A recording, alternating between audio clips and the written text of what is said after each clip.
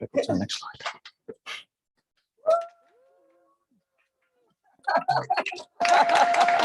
We got a packed out capacity crowd here today. We do indeed. So, Indeed. hi everybody, and welcome to the final of Una Together here from Helsinki. So my name is Brian Talty, and I'm Una Europa student board member on behalf of University of Helsinki. And I'm Jens, and I'm a board member of the Helsinki Think Company.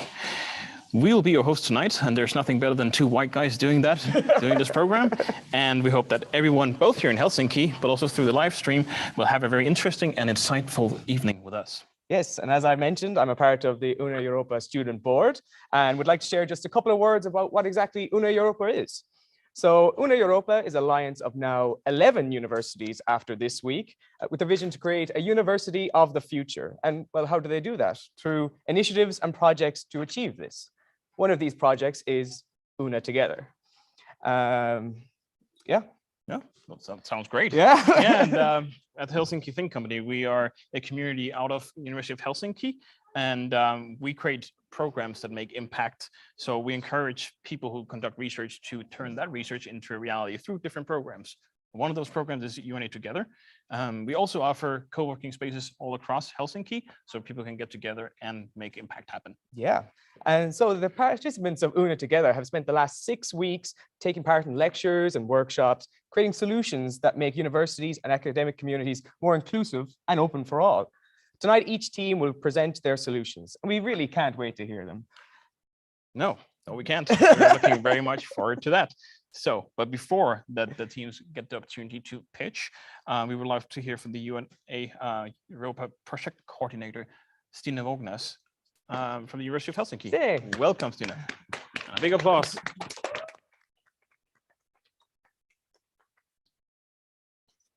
Okay. Well, welcome everyone also on my behalf. As mentioned, I'm Stina Vågnes. I'm project coordinator for Una Europa at the University of Helsinki. And I'm also really, really excited to welcome you here today. Most of the participants will know me by now or have been around since the beginning of this program, together with my great colleagues behind the scenes here. Thank you. Behind the scenes here in Helsinki, hosting the event today. So, as you all know, at least if you've been around this program for a while, this has been a lot of work from our side, from the Helsinki Think Company side. It's something we've been working on since October. And it's a program that we're very proud of being able to host here from Helsinki. So the Una Challenge is actually a third iteration of a project that has been going on in Una Europa for several years. So the first one was hosted in 2020 by Bologna, and the last one last year was hosted by Jagiellonian University. And this year we're happy to host it here from Helsinki together with our fantastic partners in Think Company.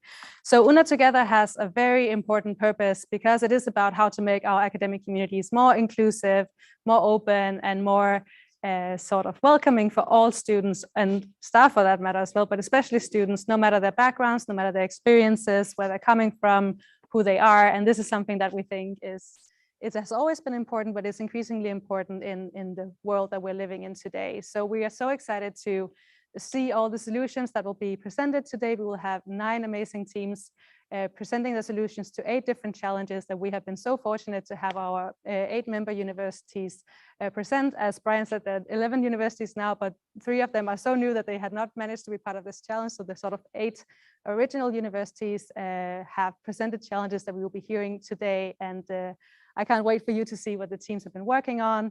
We're so happy that all of you are here, our mentors, our challenge contact person, expert, the audience, of course, and our jury. But of course, most of all, we're so grateful that all the participants are here today and have taken time out of their busy student lives to join us for these many weeks to work on these really important solutions and have spent so much energy and time to prepare what you will hear very shortly.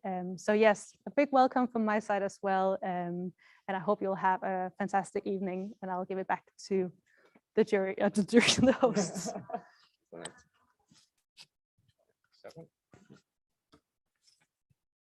So yeah, thank you, Stine.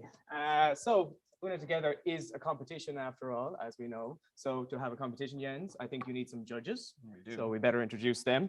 So firstly, we have Emily Palmer, who is the Secretary General of Una Europa. So Emily, are you there? And can you say hi to the audience? Emily? You there? I'm not sure if Emily's there, but I think she's on the live stream anyway, isn't she? Or the Well, she's on the Zoom. Yeah. we can proceed. Yeah. Hello, can you hear me? Oh yeah. Hi, sorry, there was for some reason I couldn't unmute myself, but I'm here. Hello, everyone. I'm delighted to be here today. And we're delighted you could join us today, Emily. Thank you so much. Thank you so much. And next we have Professor.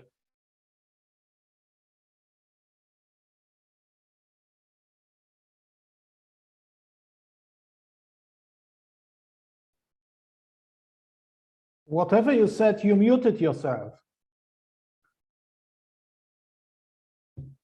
So if you're asking about me, yeah, that's me, Radek Rybkowski. I'm really pleased to be part of the project. But you are muted. Muted. You're muted. Oh, damn. That's not good. We're all good. Okay. Okay. No, the joys of hybrid, you know. Yeah. So thank you very much, Radek, and good to see you and hear from you, even though if you maybe can't hear us. So representing the student board of UNA Europa, someone I know well, is Rachel Weller. Are you there, Rachel? Yes, I'm here. Hello. Hello. Great. Good to see you. Thank you for being there, Rachel, and from the Helsinki Think Company, meet Ifioma Kurmala.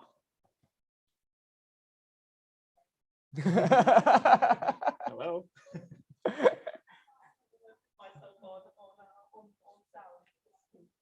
Okay, that's okay. Okay, Well, no problem. She's in the room, just so Yeah, everyone knows. She's here. Thank you for being here tonight. And now it's finally time to get started with the pitching. So each team will have 3 minutes to share their idea, and then the jury can ask them questions for 5 minutes. Yes, and as mentioned before, the international student teams were seeking to solve challenges presented by each UNA university. Tonight, we will hear from the team that created a solution to the challenge presented by Leuven. First, we'll hear from Leuven. Challenge was to make universities more accessible to students with physical disabilities. And I can't wait to hear the solutions the students came up with.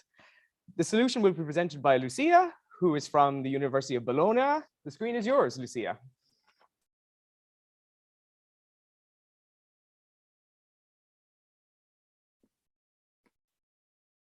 Hi, everyone. Can you hear me? Yeah. Okay, great. Okay.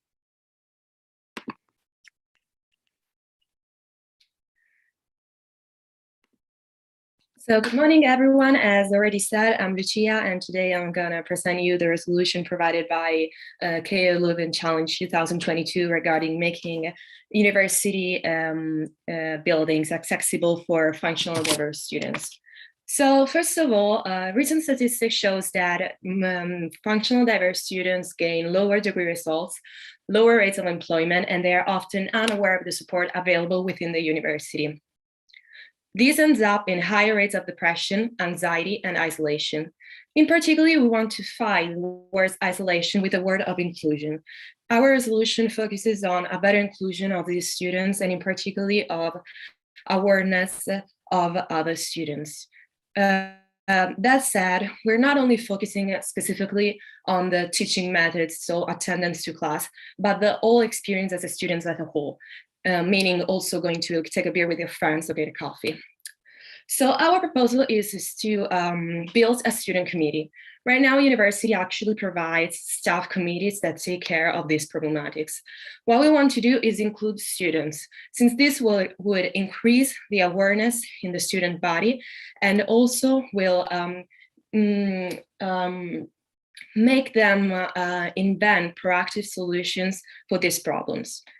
Another figure that is fundamental in this committee is the one of experts. Experts are the ones that make us realize that what we conceive as big problems that take a lot of time, that take a lot of money, are actually easy to implement. A little step from our side can actually make a lot in the life of these people. So a question that right now actually rises quite naturally is how are we going to do it? Because universities have actually limited funding. First of all, for example, the KU Leuven University provides project subsidiaries, which means that worthy projects actually gain funding to be implemented. Second of all, we relied on positive mindset. As we said, it is a step-by-step project, meaning how difficult it actually is to build a ramp while renovating a local pub, how difficult it is to implement a service for the coffee machines in order for blind people to get a coffee by themselves without asking for help. So not that difficult. So it is a small step for Leuven and a big step for all other UNA University. Or as Francis Bacon said in a fancier way, we rise to great heights by a winding staircase of small steps. So thank you, everyone. This is our team, Chloe, Ida, Miriam, Laura, and Julius. And right now we are open to any kind of question you might have regarding our resolution or the work we will have to implement the measures.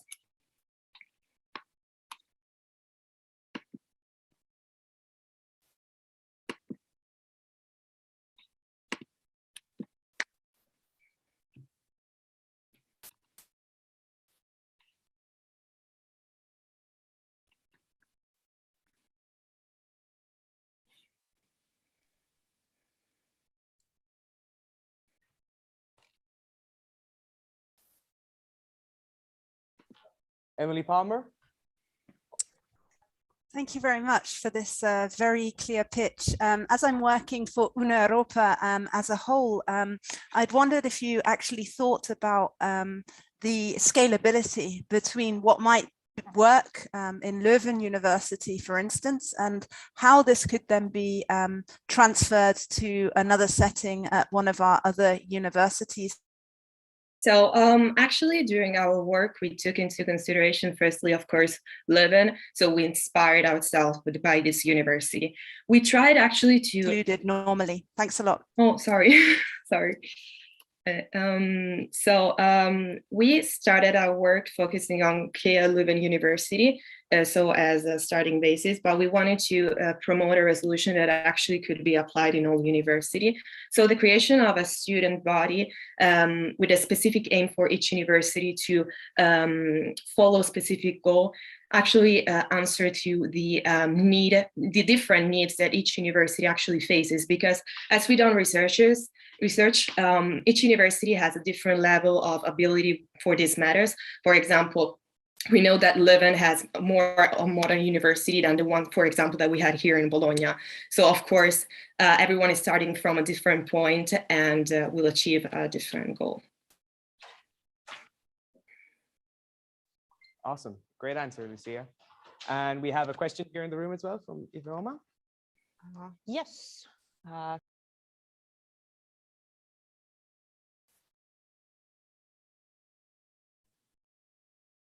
Excuse me, we can't hear you. Involving the students in these processes. But I would like to ask you, how does the student committee work with other university bodies? Who do they need to collaborate to make it work? Are there a committee? Is the student committee making things happen on itself? Or is it something that recognizes problems and gives them to another body to solve? Who do they work with at the university? Thank you. Okay, so actually it is primarily a committee made by students, but it is included in a committee, staff, experts, and professors.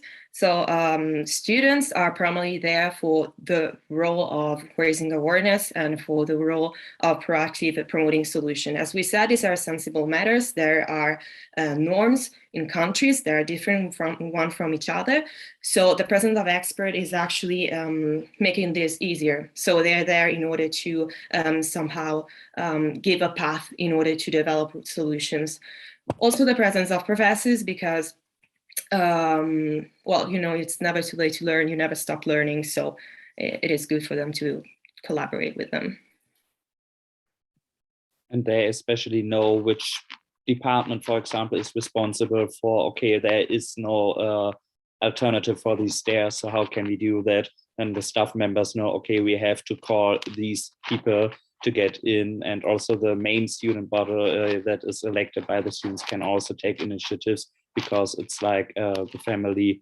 In some universities are family itself, so you know better who is responsible for making things better than a person who's outside and isn't included into this project as well.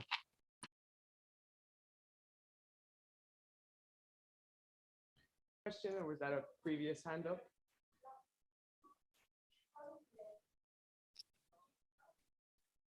Emily Palmer, can you hear It was me? an old hand, thanks, sorry. An old hand, okay. Yes, so that was awesome questions and awesome presentation. I think, oh, we have Radek for a question there. Yeah, I have just a very short question because I like the idea of students' committees and the engagement of students is very important for the future of university. But do you have in mind the possibility of also collaborating with professors with disabilities? Because, well, it's sometimes overlooked problem because also professors can be persons with disabilities. Professor, that's why we wanted to include the professors itself as expert. If they want to, Lucia told us perfectly, it's never too late to learn something new. So if the professor says, I feel like a student, he can participate there as well. But we definitely see the problem that maybe professors can also connect with each other there with a similar committee as well. Okay, thank you.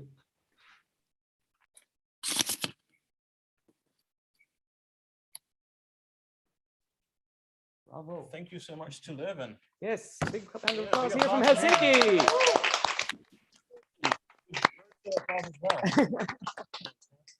Well, what a way to kick it off with an awesome pitch.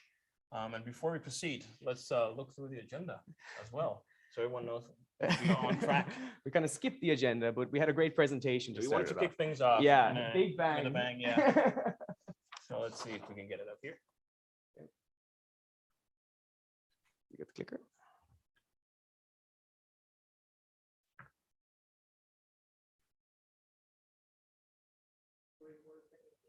We have, you know, we're as Just good one as the second. Eurovision here, I Yeah, think. yeah. Yeah, it's always been my life dream, though, to host the Eurovision. I think Una Together is probably the closest I'm ever going to get, seeing as Ireland has been doing quite terribly over the last couple of years. There we go.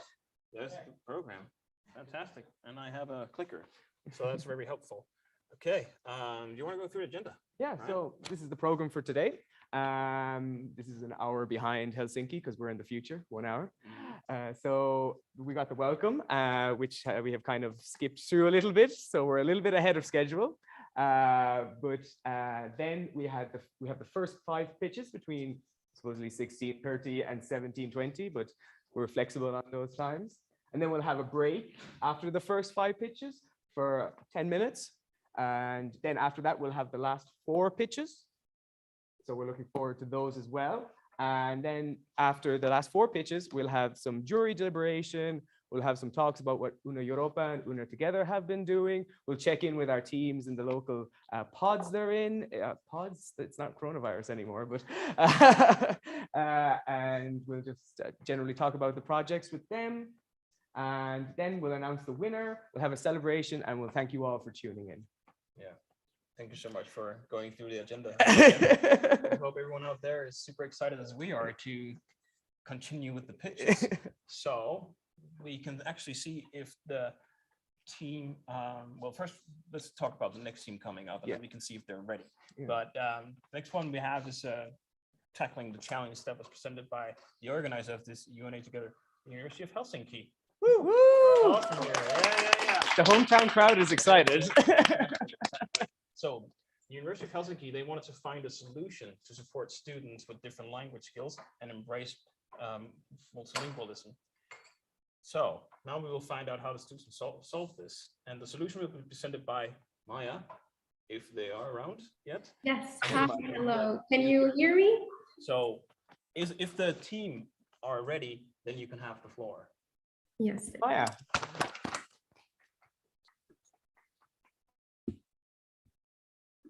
Can you see the presentation? Yeah, okay. So hi, everybody. I am Maya, and I will be presenting the Helsinki Challenge. The problem that we were faced with was the lack of integration regarding language and language differences. It is important for students to be able to create community and to be able to work together.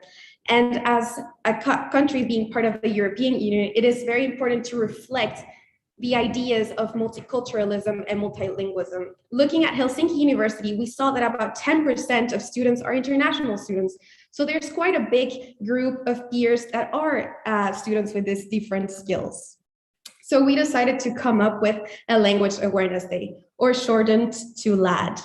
What we want to do is create a space where we can highlight the differences in language skills, but also show the similarities between languages and cultures. Very important, we not only want to create awareness around different languages and cultures, but also for those students who have challenges regarding language impairments or impediments that make that crucial communication harder. For us, the most important value is the creation of awareness, but awareness comes with other things like the creation of empathy. You have an understanding for other students that have other challenges than you. It creates a visibility for those students that have different abilities, and also makes students take action and reach out to other students to create better inclusion. And of course, we want to highlight the local students in Finland, because they are the ones that are able to create change. We decided that we stand out because we think outside the box. We want to create a fun event.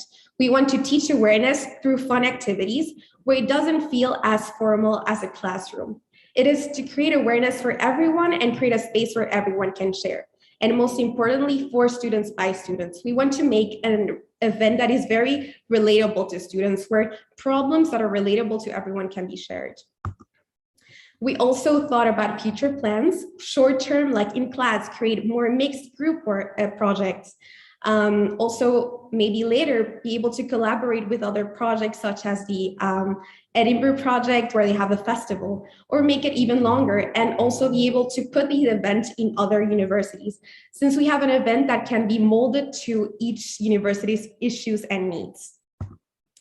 As for cost and revenue, we want for you to think of it like a festival, where the cost and the investment would come from the university, from sponsors and organizers, and the revenue from tickets and food and drinks and stuff like that.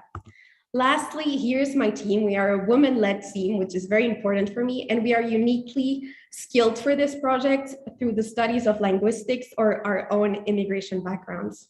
So thank you very much, and now I will open the floor up for questions.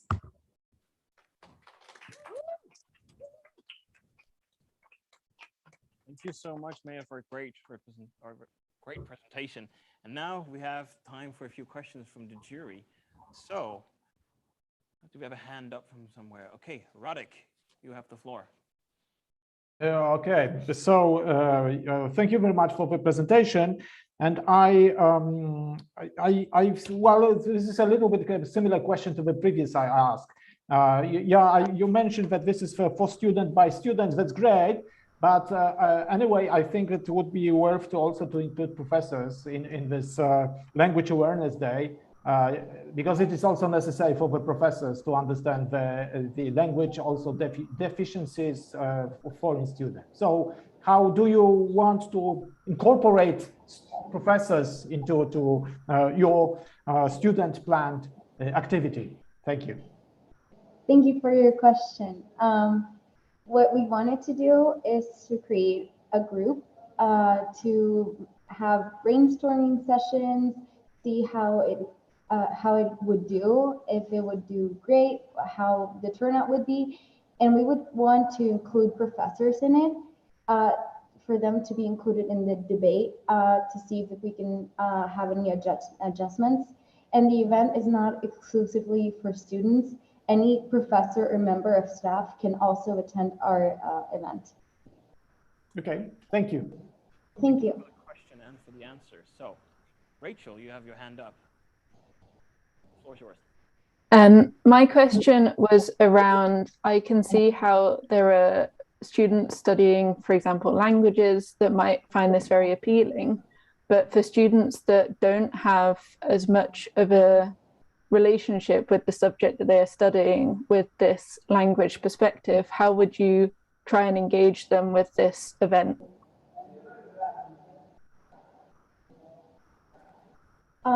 What we would like to do is to create stands for every single person. For example, we want to include people with language impediments, like for example, deaf people or mute people. So we would sign language posters in the stalls for people to engage in conversation with them in their language and see how sign language is talked and spoken and listened to. I'll just quickly add to that. I don't study linguistics. I'm a political science student. So I do understand how this can feel like very towards language students. But for example, I have immigration backgrounds and I am going to be an international student at another university. And the idea is to be able to just share your challenges and what you deal with and find friends with similar things to you that maybe you just didn't speak to because you didn't find a place where you felt safe enough to have those conversations. Right, thank you for the question and the answer. And now next up, Emily, you have the floor. Hi, thank you very much for this very clear conversation. So I'm being told my internet connection is unstable, so please do tell me if you can't hear me well.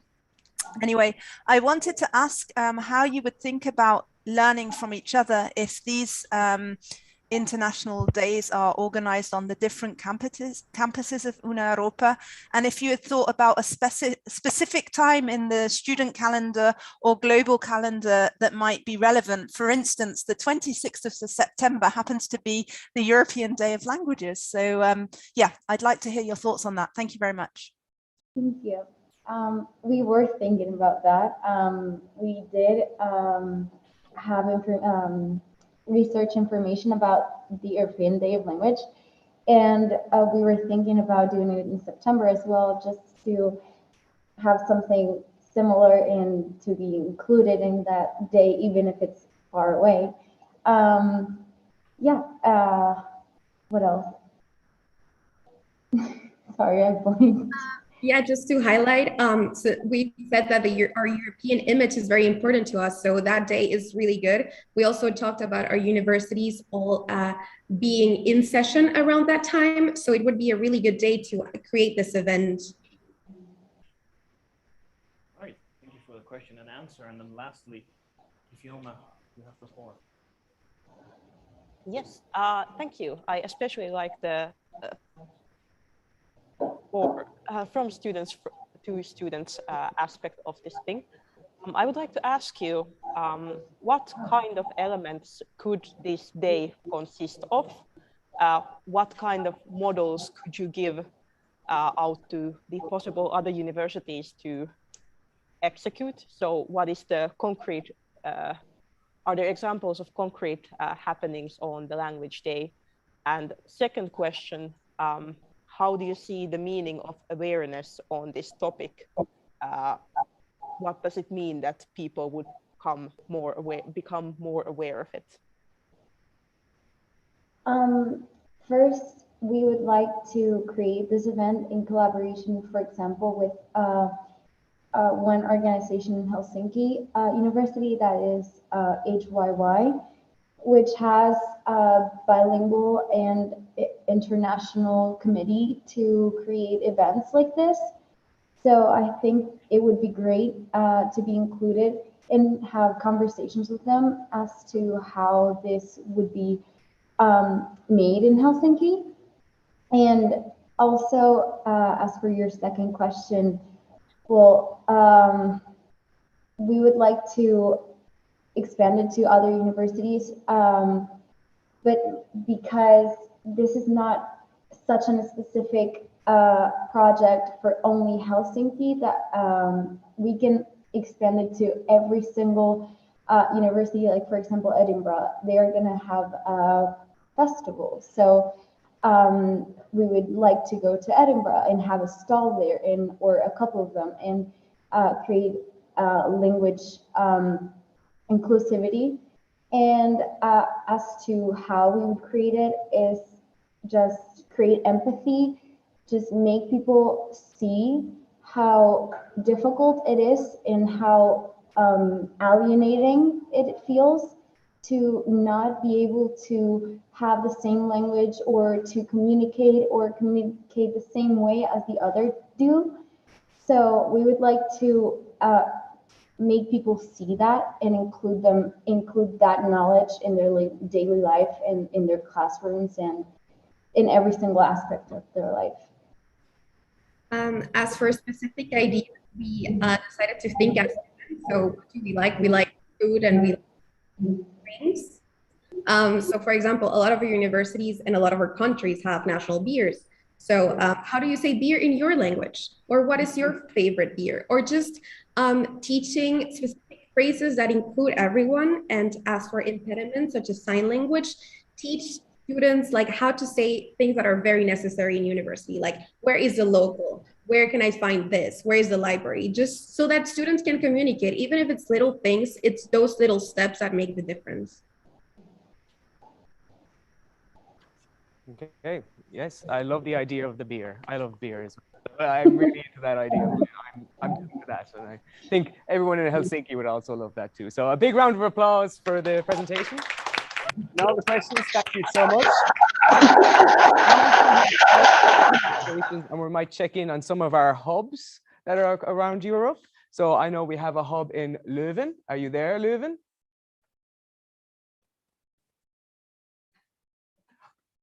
Is that the hub, Maya, in Leuven? Okay, yeah, that is the Leuven hub.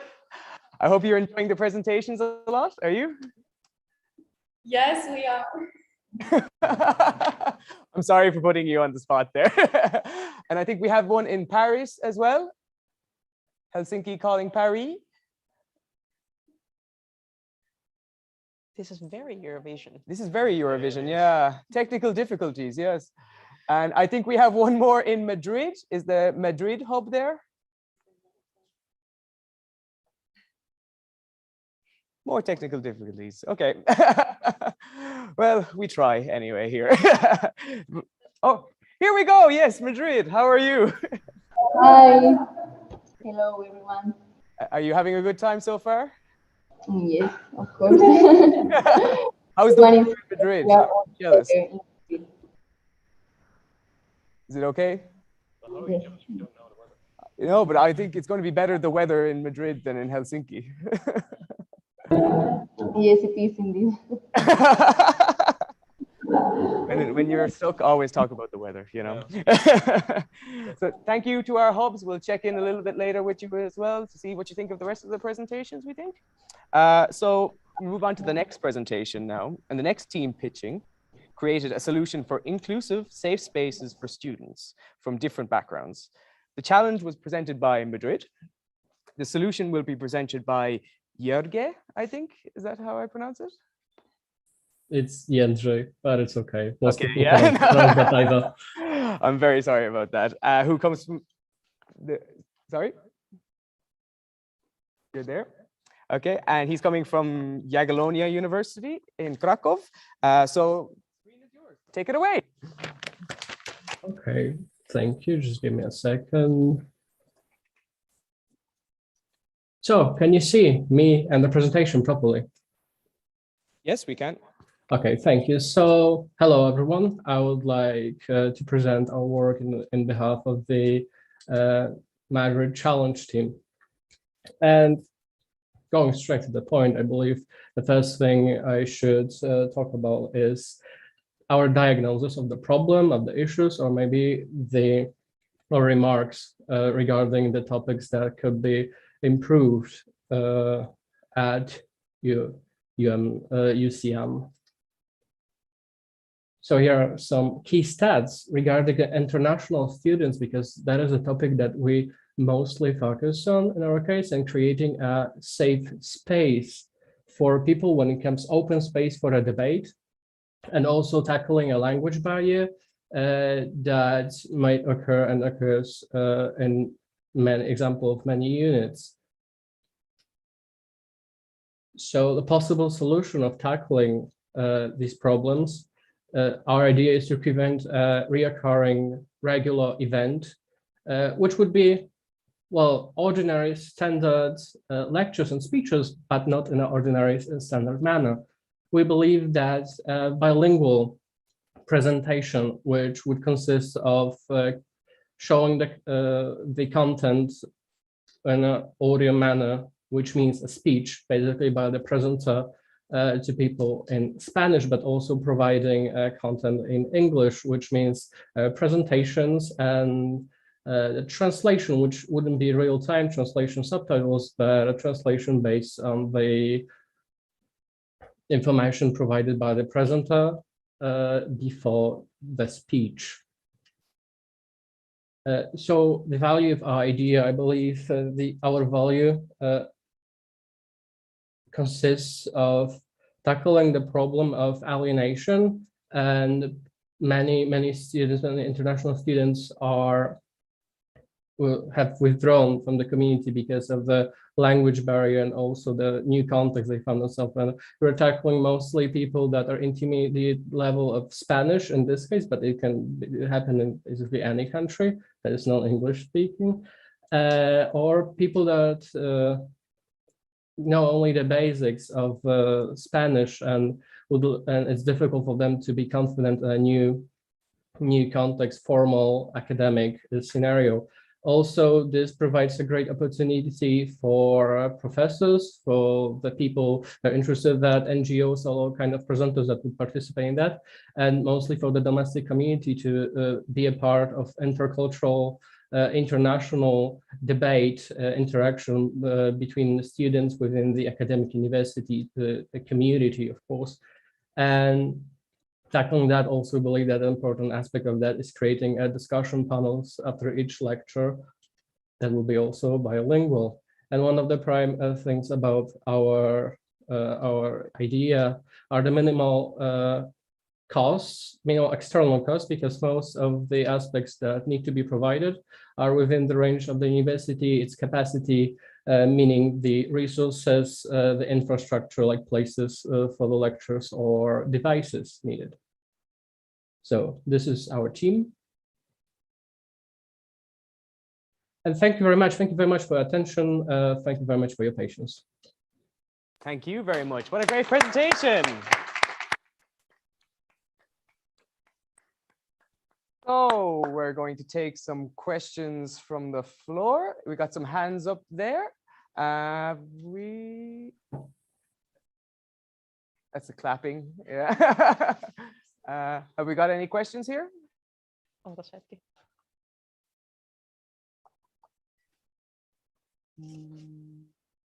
We do.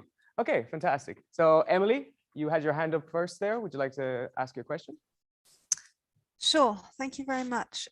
So you talked about bilingual events, but I'd like you to drill in a bit more about what you mean by that, because sometimes exclusion is about, more than those two languages. There may be, I don't know if you're assuming that the second language is going to be English, but there may be some students who don't speak, for instance, English or Spanish. Maybe they're more from Francophone countries or maybe even Portuguese countries, from Latin America or from Africa. So how would you deal with that kind of inclusion? Thanks.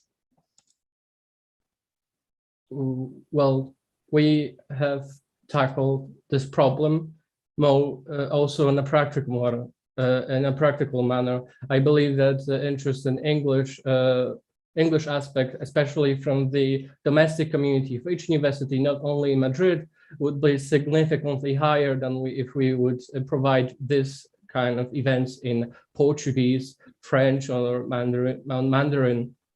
So I believe that it can happen, especially when it's faculty-wise and topic-wise connected to that. For example, if the event is about the topic of some language, for example, or the history of certain part of the world, there could be included Persian aspects, Russian aspects.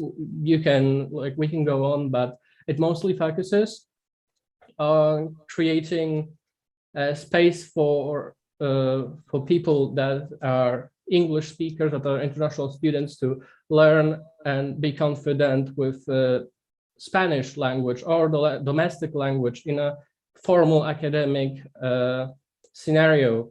to not be afraid to just go on and try it, and also have provide the possibility for the domestic students to that bilingual experience, because, well, in our part of the world and at many universities, the English is a dominant language when it comes to the academia, and one of the most prominent universities in the world are from United States and United Kingdom. So that's pretty much the answer. But thank you, of course, for asking. You had your hand up there, Ivona, if you want to ask a question. Yes, I was curious about the specifics of the solution. I understood that this is a bilingual event, but what kind of event and towards what goal? How does it advance inclusion? So I'm not sure if someone else is. Oh, yeah. Okay. Sorry for interrupting. And so our main idea was to create a safe place in which every person that could be considered also an expert from the sector can share their perspective on, for example, a certain field of interest. For example, we can use this event to raise awareness about specific thematics. For example, we can invite LGBT activists to talk about their experience and their perspective about discrimination and being LGBT in society. So, for example, we thought about different perspectives from different minorities in order to create a safe space to also for the public to be free to ask questions and feel free to just be themselves. Also, we thought about a place in which we can create a genuine exchange of knowledge, in the sense that we thought that, for example, it could be also a place for networking, for example, inviting professors from other universities, also to amortize costs. So we thought about basically inviting experts from specific fields, or even, as we can say, like common people, in the sense that they don't have a certificate, but like they want to share their personal experience about specific events and specific life experiences in general. So we thought about creating this kind of safe space. And thank you for your question.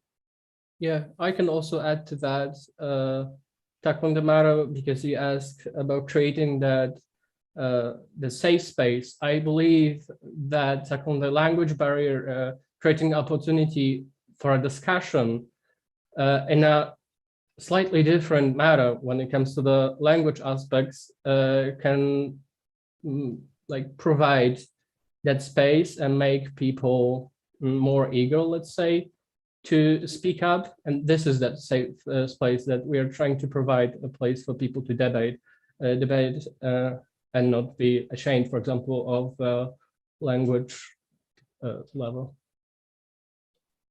Thank you. I see a great answer, and I see Radek has a question there or a hand up.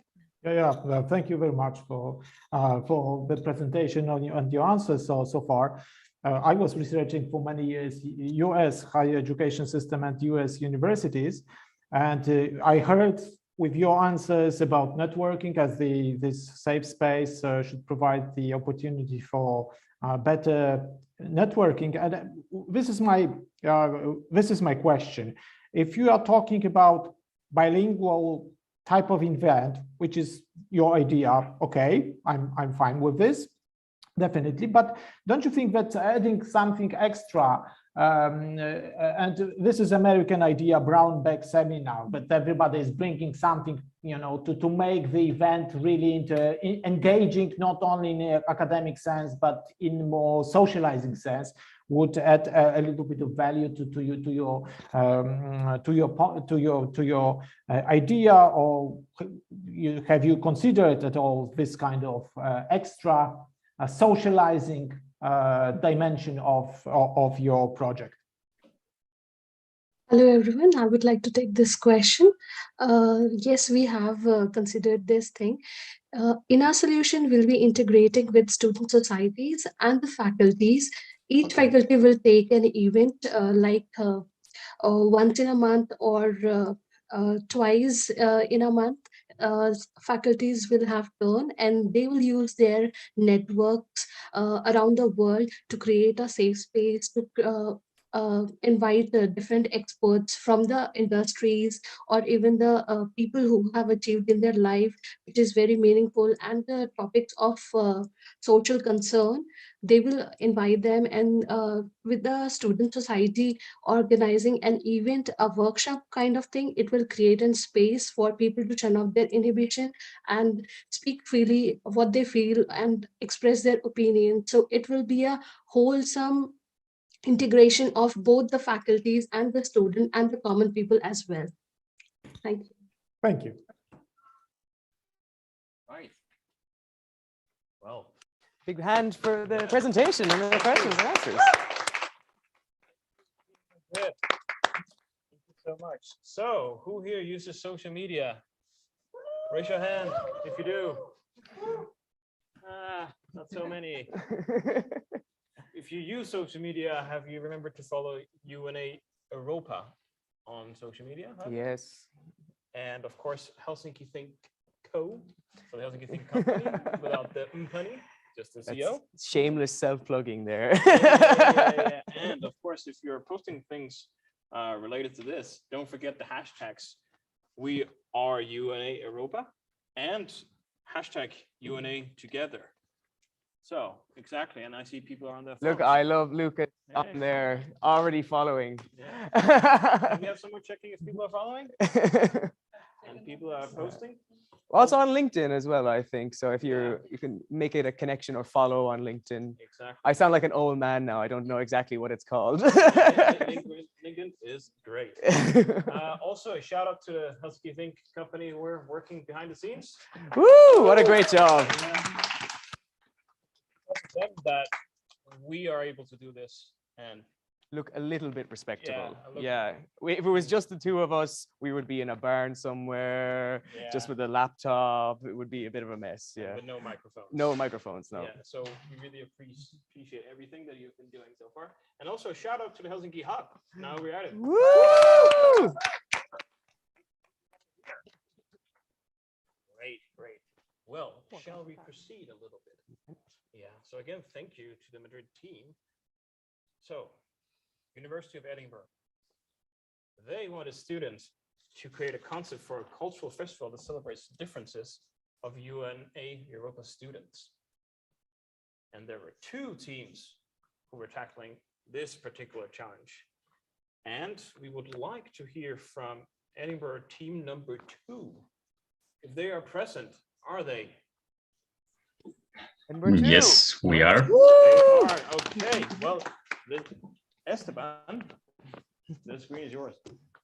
Okay, just a moment to share the screen. Everything it's in the correct way. Yes, you can hear me. You can see the screen, myself.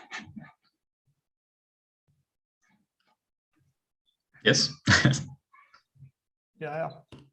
Okay, so, well, good afternoon, everyone, UNA Europa staff members, Helsinki company, and of course, the distinguished jury. We are Team Edinburgh 2, and we would like to welcome each one of you to UNA Festival, One Campus Beyond Borders. So the problem we were faced with was how to create and incentivize a sense of a unique and connected campus among the UNA Europa universities, and how to achieve this while maximizing student participation. So in order to come up with a solution, for us, it was important to connect with minority student groups and the people of the university. The diversity and inclusion will be represented in the nature of the event, bringing together the UNA Europa universities through the sharing of experiences, mutual exchanges, and celebrating the diversity of the students and staff of the universities, an aspect that yields itself unique characteristics. Students from different backgrounds and nationalities will have a space to be represented and celebrated through, for example, holding workshops, giving TED Talks, and showcasing the university's stands. All these aspects are at the core of the festival, which gives us a sense of a community divided just by space.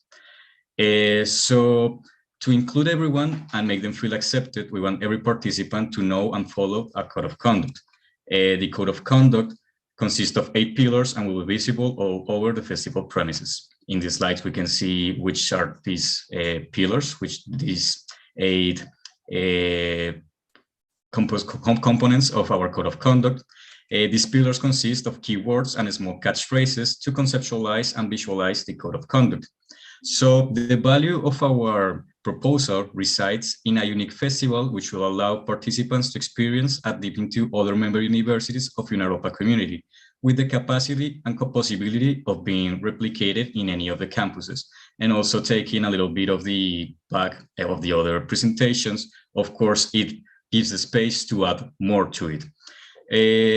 So the way of executing the project will be taking place in a way that the host university will give the other UNAUROPA universities a stand, which will count with a decoration representing the country they come from, along with representation from those students that are taking part as university ambassadors in the event. This created space for the universities will allow them to showcase how diverse they are and how they practice and ensure inclusion and equity. Added to this, each stand will have a recreational activity to make a fun and attractive experience, such as traditional games, sports, among others.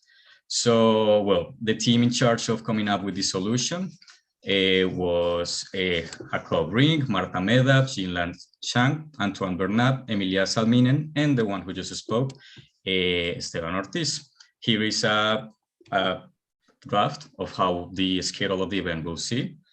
We are ready to answer all of your questions. Thank you so much for the attention given.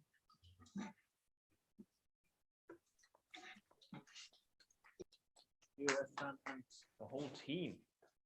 So, do we have any questions? And are you able to stop sharing the screen? Thanks. Perfect. Okay. Yeah, we do. So, Emily, what's yours? Thank you very much for this great presentation. My question to you is how you plan to have all these activities funded. What is the business model behind it? Thanks a lot.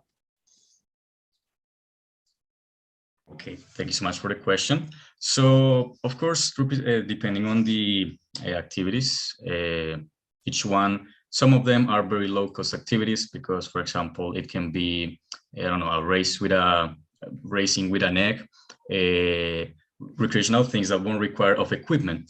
Also, another way of funding, for example, is this part of that, well, I'm not sharing anymore, but this part of like food that were part of this schedule.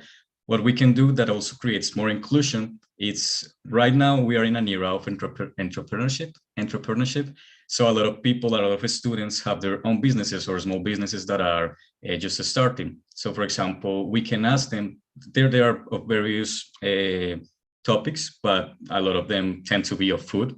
So we can connect with these students and ask them, hey, you will have representation, you will have a sponsorship, and at the same time, you can like give us your product. So these kind of ways are ways that we can fund the event. Of course, we would like to count with because it's UNAUROPA, we would like to count with UNAUROPA. Of course, each university is something that they will be benefited from this event too, because they will have like a sponsorship too, because they are representing them in the university. So they will see that there's something to win from being part of the event. So yeah, these are one of the ways that we could fund this event. Thank you for both question and answer. Next up is Rachel. The floor is yours. I just wondered whether you could clarify whether you were thinking like how, if this would happen on the same day at multiple universities, how there would be interaction between those events. So yeah, thank you for the question. Yeah, we thought that it should be on on a weekend, but at all places at the same time. And we wanted to connect these campuses through digital, like a Zoom meeting where every campus has a camera, for example, on the side, and then you can speak with the students from the other universities and share your experiences from your festival and And also we thought that some activities could be held digitally. For example, if we have some talks or some workshops that or debates that could held digitally. Yeah. Right. Thank you for both question and answer. Next up, Ifioma. The floor is yours. Yes, a tricky question, but if you were to try arranging this festival, where would you start and how would you start?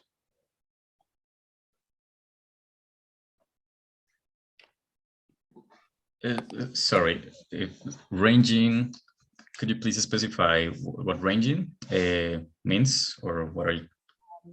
If you wanted to have this festival become true, to have it arranged in one of the universities or several of them. Oh, sorry, I'm looking at the wrong screen. What would you start with? Just well, as Edinburgh was the one to propose, I think that would be the place where we could start the pilot.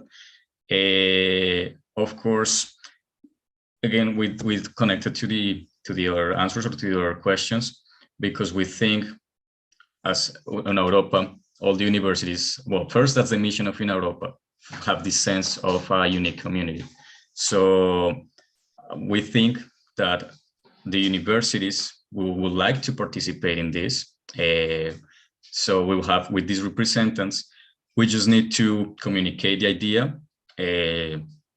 For example, one of the topics that we have is tell them to each university to have a small video or like some kind of a way that they show how they practice or the inclusion and diversity in their own universities.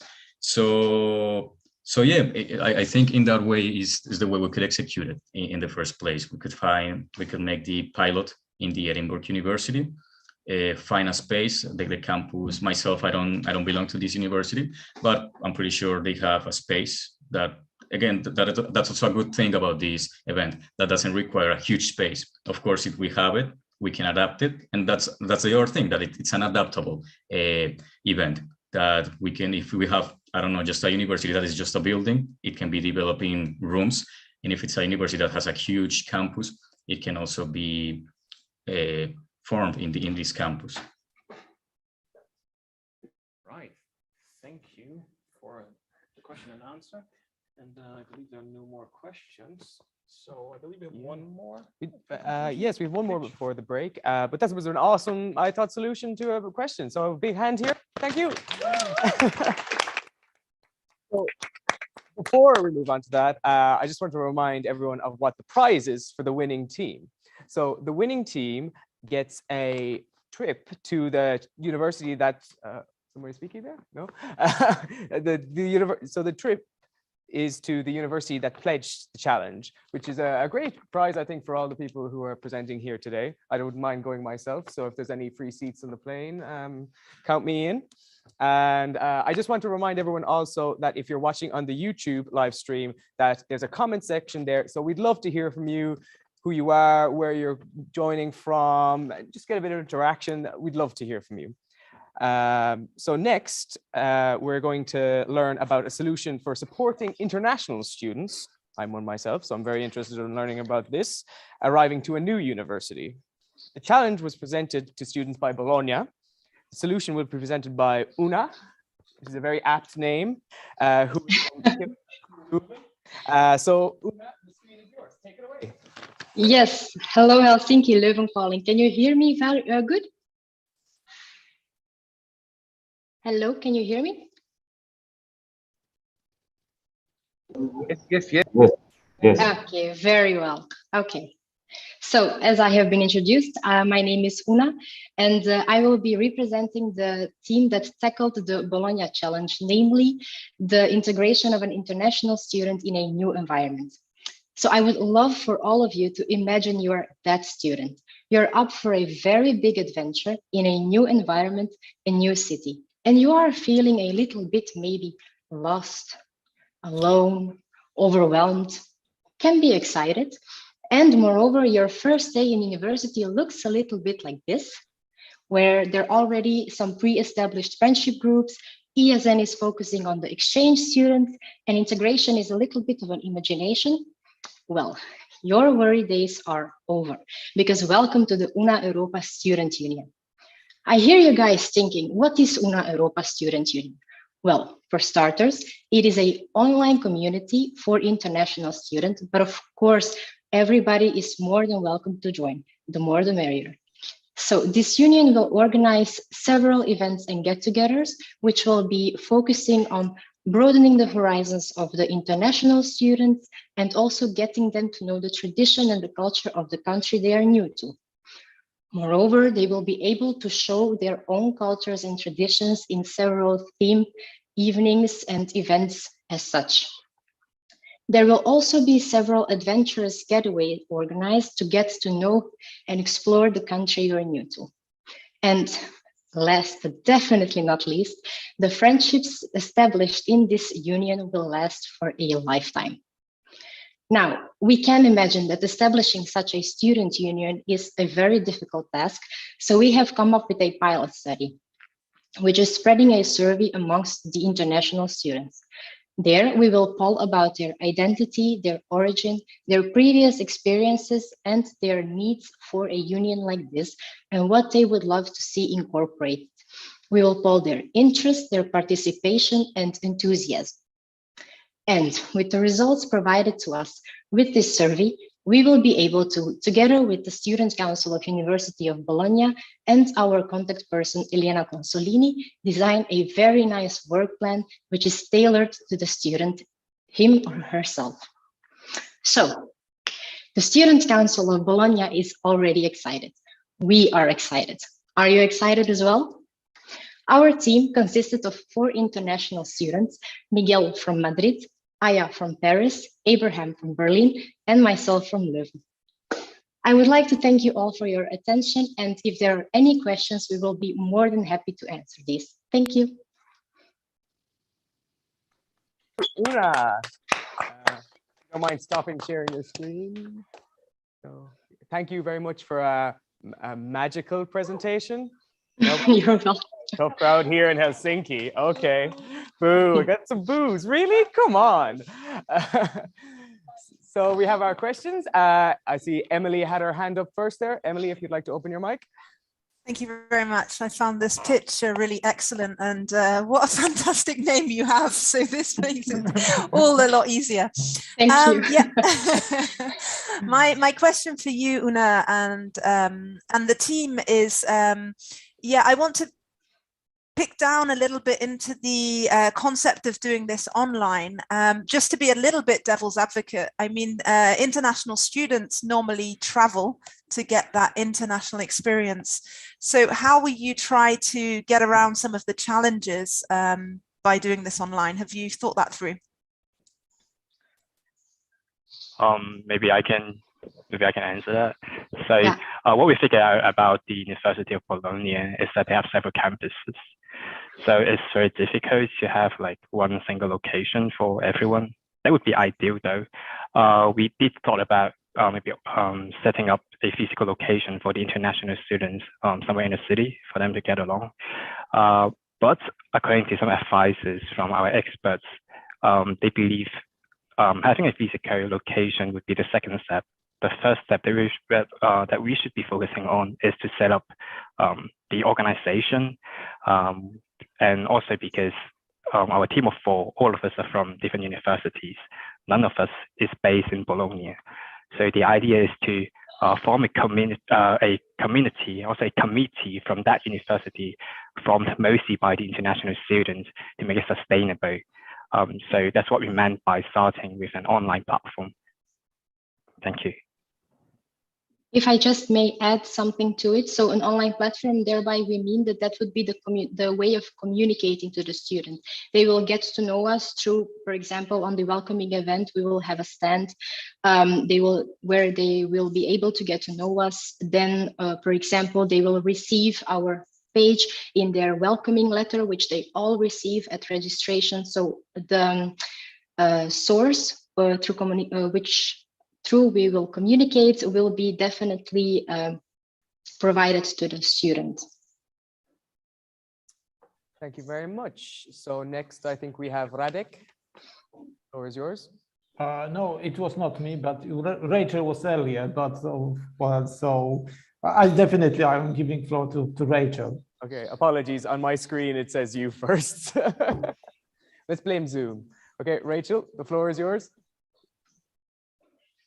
My question was around, you obviously mentioned other communities that exist for students like ESN.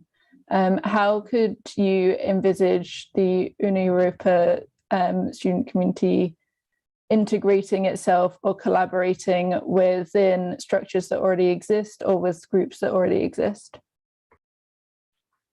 We do see an overlapping of the target audience, but the difference is for the ESN, the target audience perhaps they're only staying for 1 or 2 semesters, and what we want to focus on are those international students who are studying there for a degree. At the University of Bologna, for international programs, there are like 87 programs offered in English. So there are thousands of international students there, and we hope to have a platform connecting them. Thank you for the answer. And now finally, Radek, you get your time. Yeah, thank you very much. And thank you very much for this interesting presentation. And my question is, how do you envision to have this UNA International Student Association to be really UNA Europa wide? So how all the students from international students studying at any of UNA Europa university could be engaged on also feeling the connection with the students, like, for example, at Bologna? Well, I guess first and foremost, because it started from us, like the 4 of us from UNA Europa, to set out the work plan to connect the idea not only among ourselves, but we also have contact with Elena, who is the head of the admin unit at the university, and also we have been in touch with the student council. The student council, that is a person responsible for UNA Europa as well. So I guess this links and also the history of the foundation builds the connection with UNA Europa. And also at the moment, we are still at the brainstorming sections. A lot has to do with the results from the survey, like what the students need, what do they envision about the functions, the activities of the organization. Perhaps after setting up for 1 or 2 semesters, students would be interested in also connecting with student associations among other universities. Thank you. Thank you. I think we have a final question here from the Think Company. Yes, thank you for the great magical pitch. I want to ask who runs the UNA Europa Student Union and how do they get into that position? And also related to Rachel's question, what does this union offer in comparison to ESN and the pre-existing local international student networks? Sorry, please go ahead. I will start and you can finish maybe. So for example, I will start with the second part of your question because that's something that we have really thought about, and our value is actually that there is no, how can I say, the border in who can participate and who cannot. So for example, with ESN, I suppose that only the exchange students are allowed to participate. This is not the case with our student union. So everybody is welcome, even the international, and the internationals and the local students.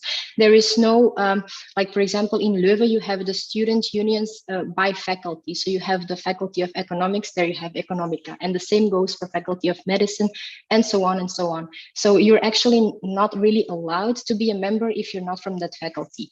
Student union of UNA Europa would be like borderless. Everybody is welcome to join, and everybody is welcome to share their experiences, their needs, to make it something really tailored to themselves. And Abraham, you can maybe finish. Sure, I'm gonna answer the first part of the question. So talking about the formation of the organization, also the committee, we actually have designed a survey In that survey, one of the third part, we are asking about the interests of the respondents, whether they are interested in joining an international student association, whether they are willing to contribute more in being among the committee, how much they're willing to contribute. And that survey will be distributed with the help of the Student Council. We have sent them our job survey. The current committee, they are quite occupied at the moment because they have to prepare for a new election. So I guess we have to wait for the new committee to be elected, and then we see how we can distribute them.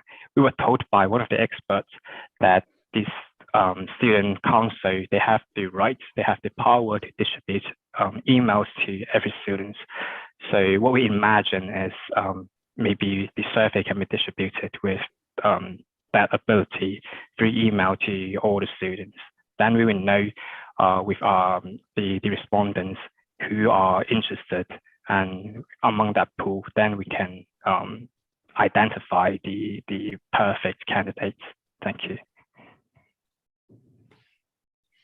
Well, thank you, Team Bologna. Give a big applause. Thank you. Thank you. Thank you. To 5 actually experienced 5 pitches.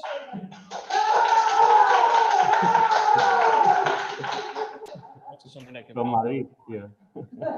but I'm very happy that I'm not the person who is supposed to pick a winner. I'm happy we just hosted. Yeah, it's a much easier job, I think. But I have to agree with you, Jens. I'm really impressed so far that these teams have only met a couple of weeks ago and come up with these fantastic solutions. It's actually incredible, I think, because you know, it could have taken years, in my opinion. Well, it would take me years to come up with these, if even I could. But for now, that's why I host. That's why I'm not on the teams, exactly. But before that, we're just going to take a short break. So remember to get up, have a bit of a stretch, get a glass of water, tea or coffee or whatever you're interested in. A little bit of a snack, chocolate bar, why not? It's Friday. And then we're going to hear for the last 4 pitches after the break. So we'll be back here at 18:30, I think, yeah? 18:30. 15 minutes So from we now. got Helsinki time. Sorry, Yeah, we're not at Helsinki time. So 17:30. Math is not my strong point yet. 15 minutes from now. 15 minutes from now. Yeah. Okay. So see you in 15 minutes. See you in 15 minutes.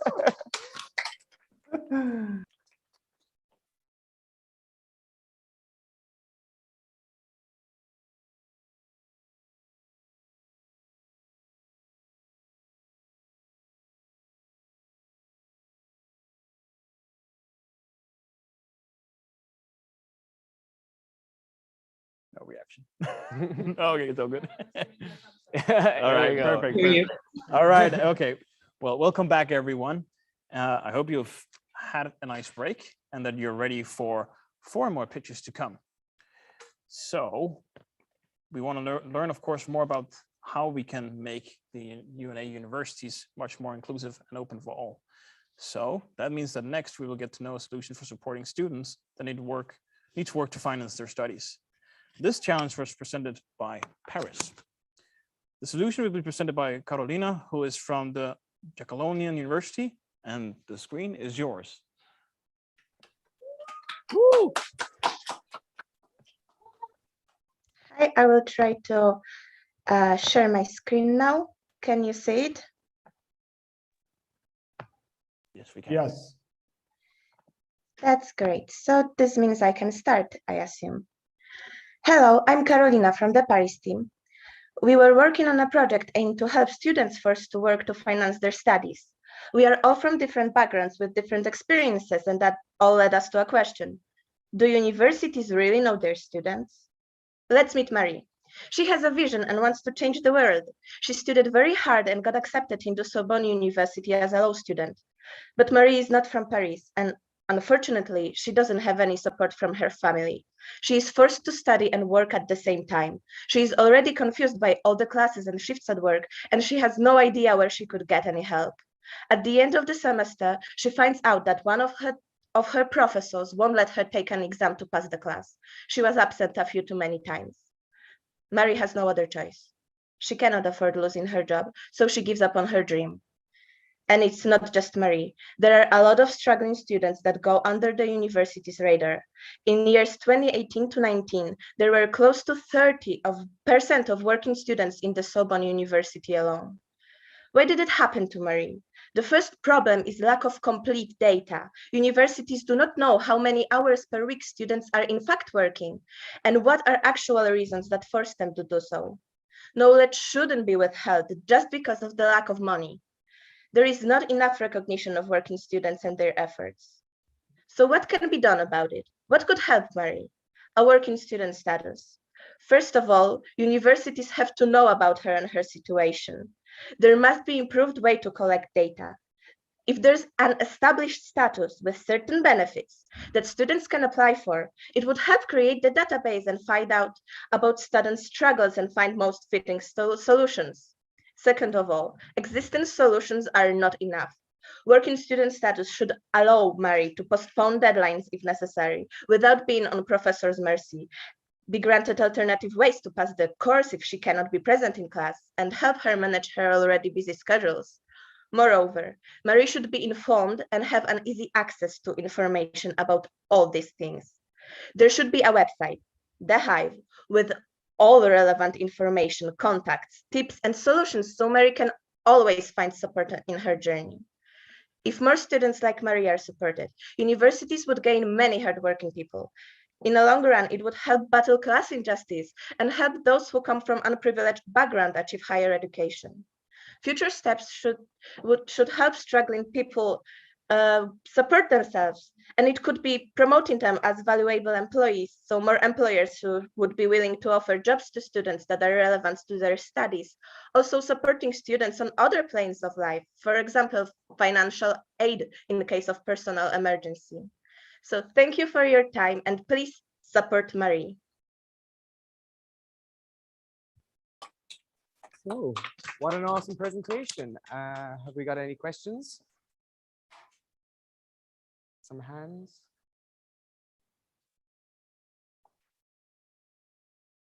Oh, there we go. Rachel, you got there first this time, 100%. So the floor is yours. Thank you for choosing me.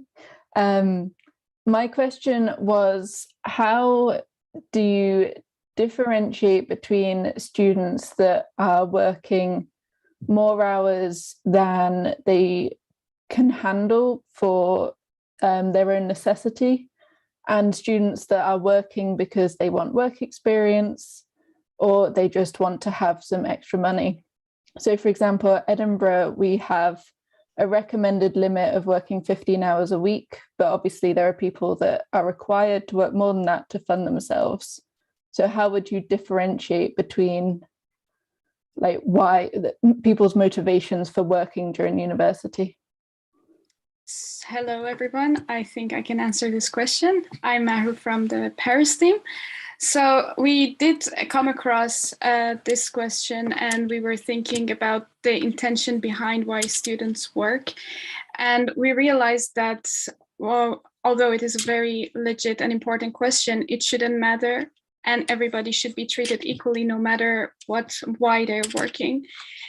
So that's why we realized there is a bigger obstacle on the way that should be dealt with on terms of universities, and that is how they're willing to recognize students who are working and give them like a badge of pride. And so that's why we came up with the working student status that could also be incorporated in the student card or as a separate thing, so student can be recognized and gain more visibility. Great answer. So we'll take Emily next.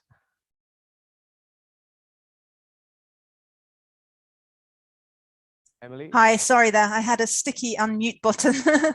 I was wondering if you'd considered taking in students that have jobs, but that perhaps aren't paid.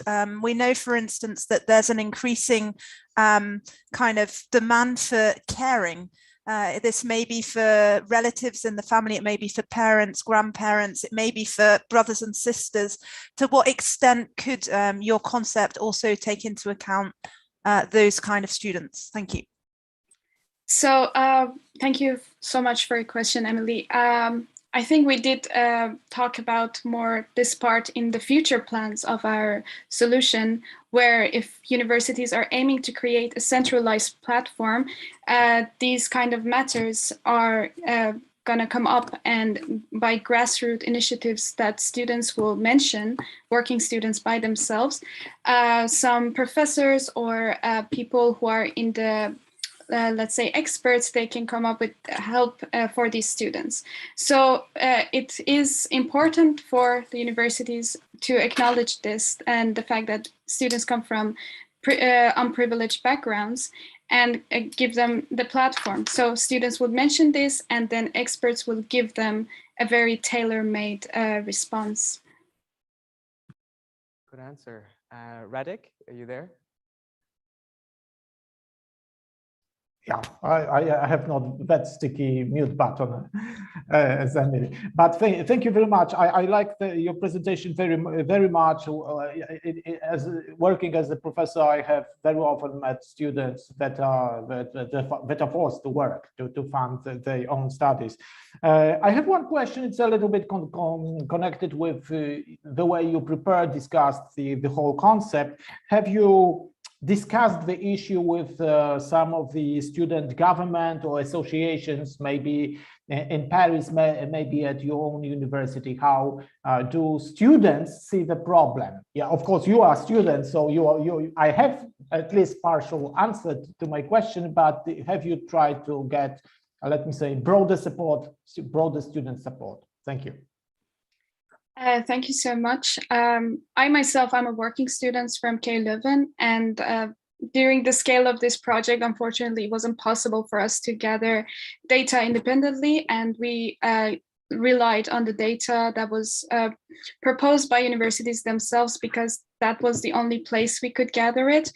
And although universities had more or less an idea of why students work and how many of them they are working, it was still insufficient. And there was this also another aspect of like stigmatization happening. So a good student is not somebody who has to work and study at the same time, but that's the reality of everybody's lives.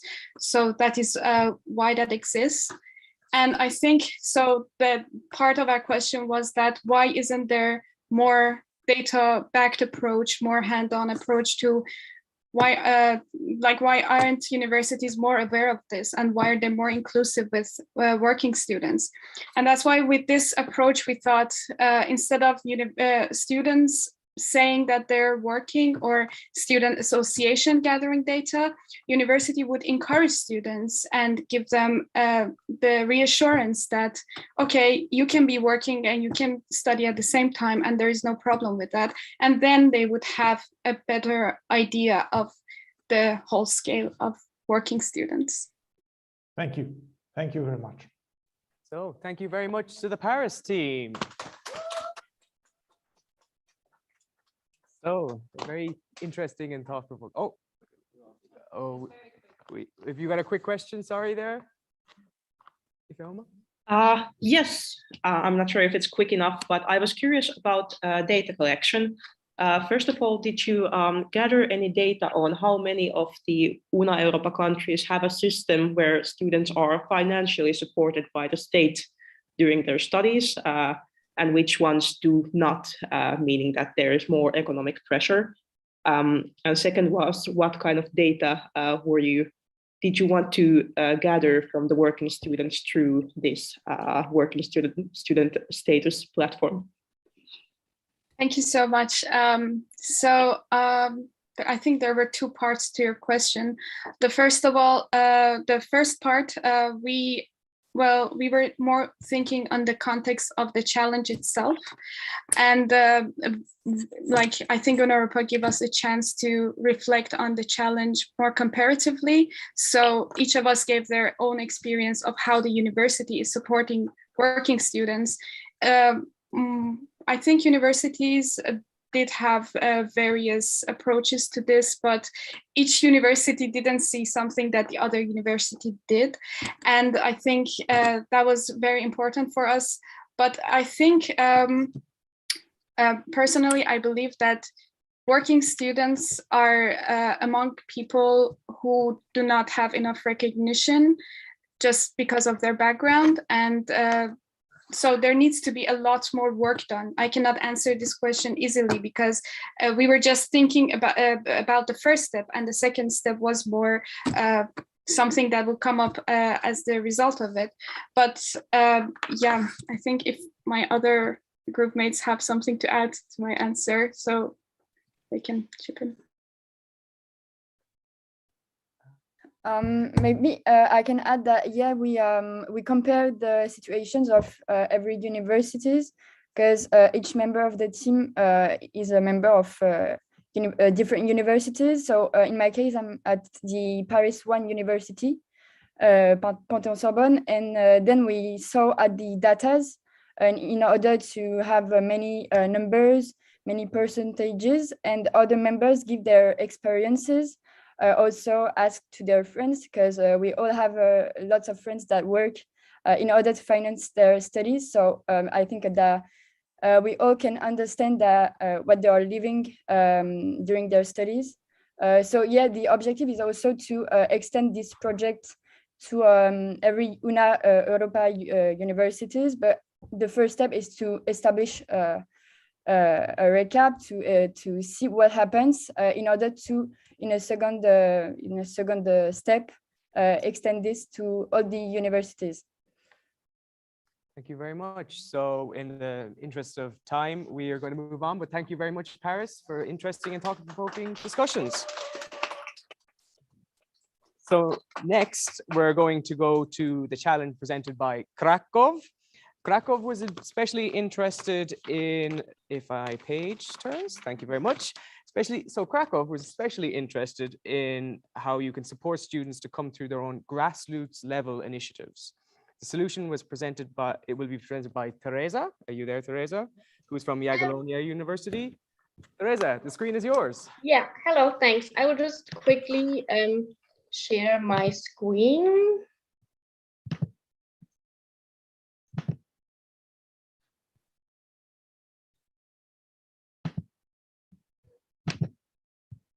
Can you see my screen now? Yeah. Okay, perfect. So yeah, hi, I'm Teresa. I'm a master's student in Krakow, and I will present you our solution. But first, I have a question for you. Did you ever feel alone at university? We think that almost everyone already experienced the problem to connect and to find the right people. In our challenge, the university wants to empower people from different social groups to create their own initiatives to help their community. But how should people empower themselves if there's no university-wide community?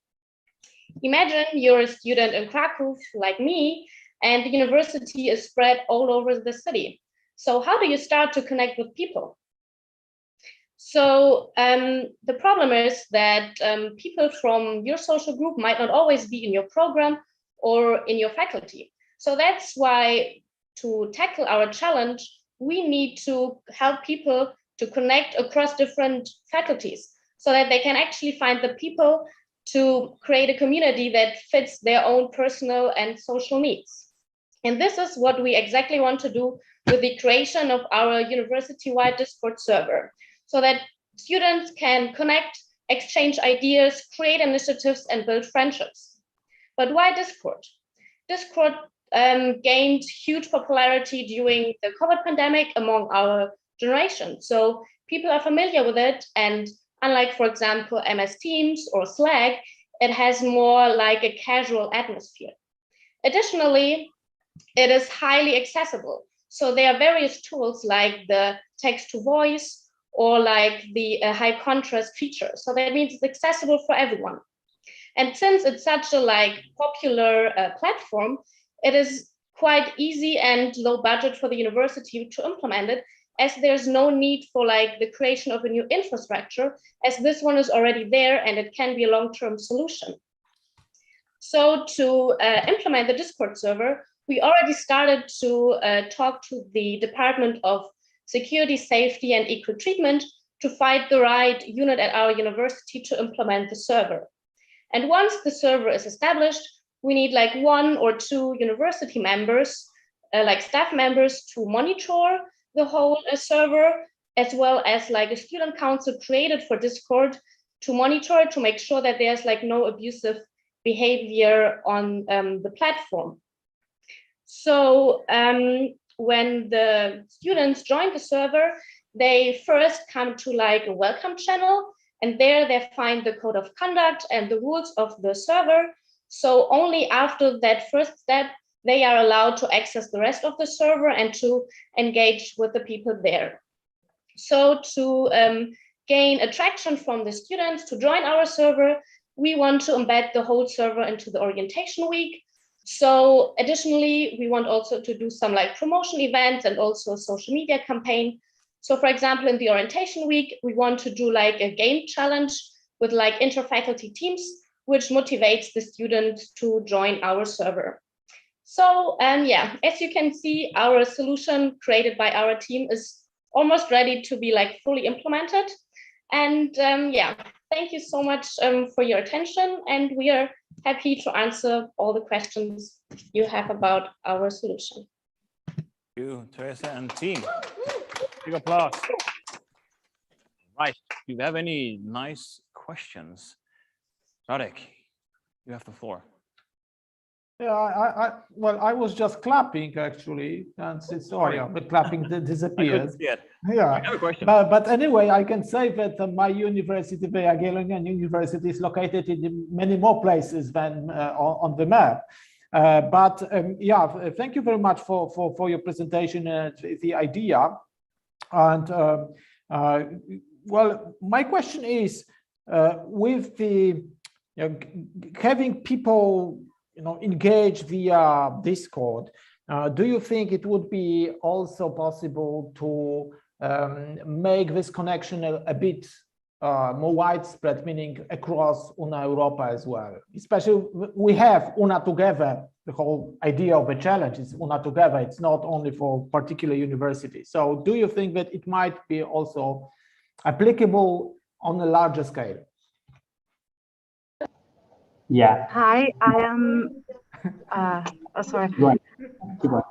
Okay. Hi, I'm Maria Ordóñez. I'm from Krakow, and our solution, why we thought about it, is because if we can create already a small community within Jagiellonian and actually connect people across the faculty, since they're so far away, it would not be completely impossible to then create a Discord community for the entire Una Europa consortium, because then we can use Krakow as a study case and then just amplify it, including progressively all of the universities, so that then we can also use the platform to foster student initiatives on that space.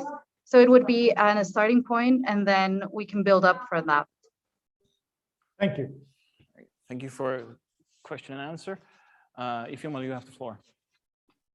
Yes, you already answered the question about moderation. I was wondering whether you had planned on any kind of activation on the platform to make sure that people, or make it easier for people to engage with each other, and maybe even go out and meet outside the platform. So was there any planned road for this kind of community management? And second, what do you think about other university community members joining? Because, for instance, my department is very, very small, so the researchers and sometimes professors usually join for social activities.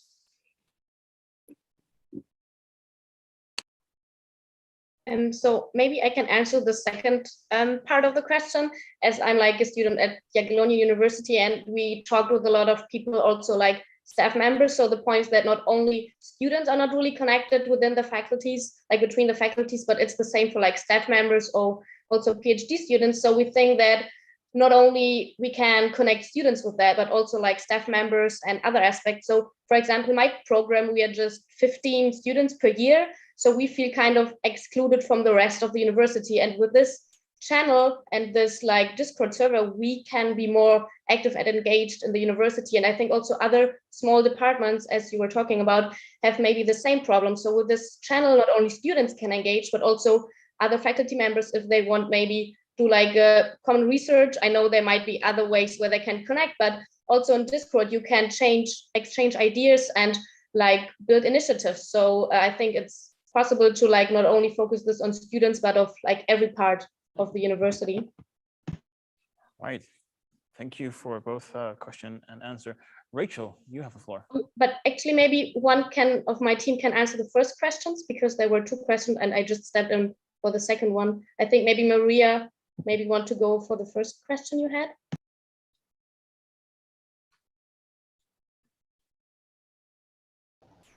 Is it possible to repeat the first question again, or Oscar can go if he's...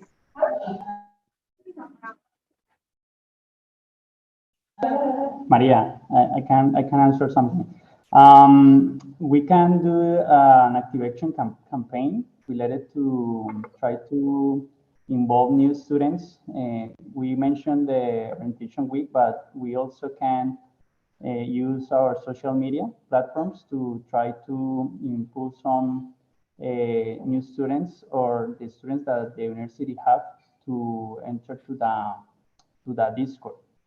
There is a lot of activities that we can do in the social media, and maybe we can try to identify the different groups, social groups that are organizing into the Discord to try to focus the campaigns to that social groups that are creating in the Discord. Right. Thank you again. Rachel, now you have the floor. Hi, I know that you did mention about moderation, and perhaps I missed where you clarified a bit more about that. I believe you said that there would be 2 moderators. I just wondered like who these people would be. Do you anticipate them being paid staff members or student volunteers? Like how would they get into the position of moderating this platform, which could obviously be active 24/7 every day of the year? Like how could you see that happening if it's a very large student community?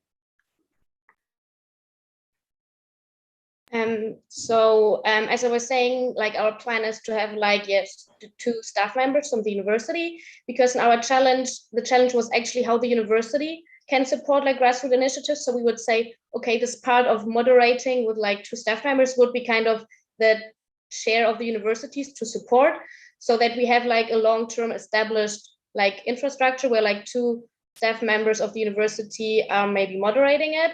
And we were thinking, because we're already in contact with like Ava from this department of like safety, security, and equal treatment, which is kind of responsibility for these aspects, so that we could negotiate with them how they might fit this into it. But of course, there has to be probably like an establishment of like 1 or 2 maybe new positions. But in addition to that, because as you're mentioning, it is such a huge community, we were thinking that in addition to that, we also can create kind of a student council where like students are active to moderate this, and also in terms of like abusive content, what unfortunately might always can happen. So we think that like for 2 people, it's like too much work. But if we have like, in addition to like university members, also student council, this would be like a perfect combination between like on the one side university, on the other hand like students, so that there's also like an interaction and exchange between like both parties here. All right. That concludes it. Thank you so much, Team Krakow. Applause from here. Thank you for great questions and answers as well. So next, we will learn about a solution supporting first-generation university students from non-academic backgrounds. And this challenge was presented by Berlin. And the solution will be presented by Sarah, who is from the University of Helsinki and who is here in person. So the floor is yours.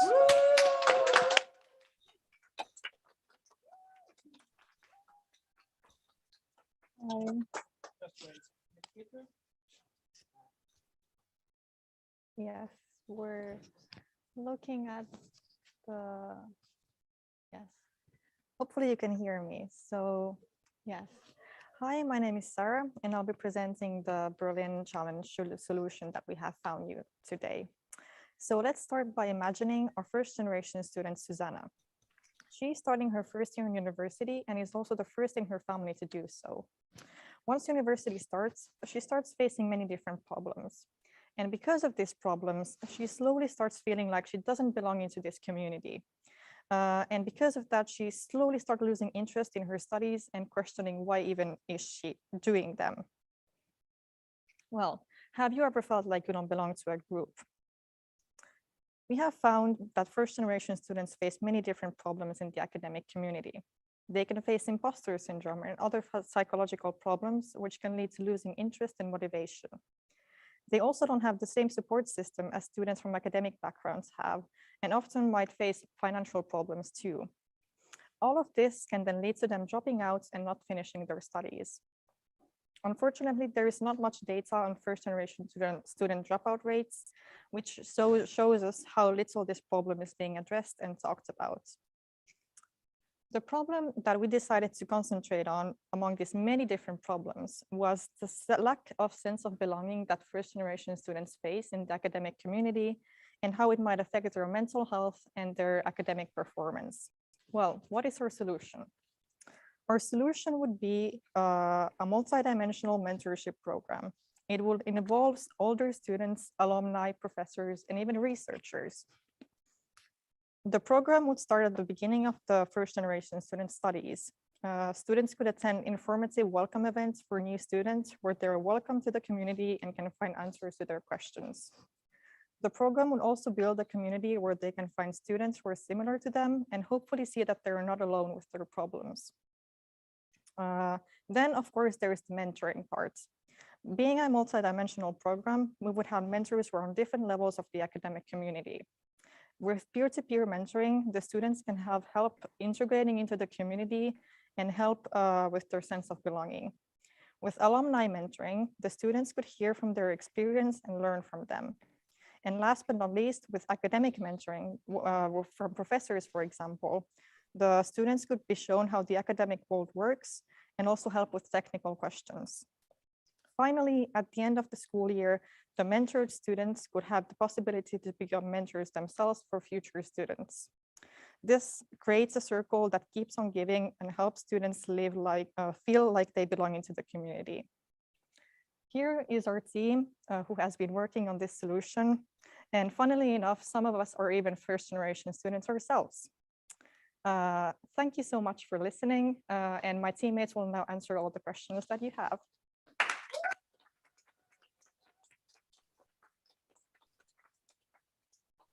So thank you so much, Sarah. There's no bias coming here, but I thought it was a fantastic presentation. So questions, we have Emily first, I see. So Emily, the floor is yours. Thank you very much. It's always nice to have buddies, isn't there? So you don't feel alone. My question is, to start with one of the points you raised, the lack of data. How will you address that when it comes to identifying those students at risk and those that need to benefit from the program? Thanks. Good evening. Thank you, Emily, for your question. The idea is to create two systems. One is for the students we already know that exist and are first generation students, and to give them a survey to answer if they are willing to, in order to get more data on the matter.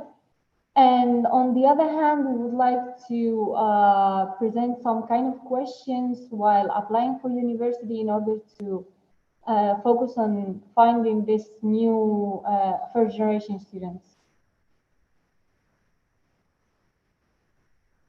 Thank you very much. Have we got any other questions?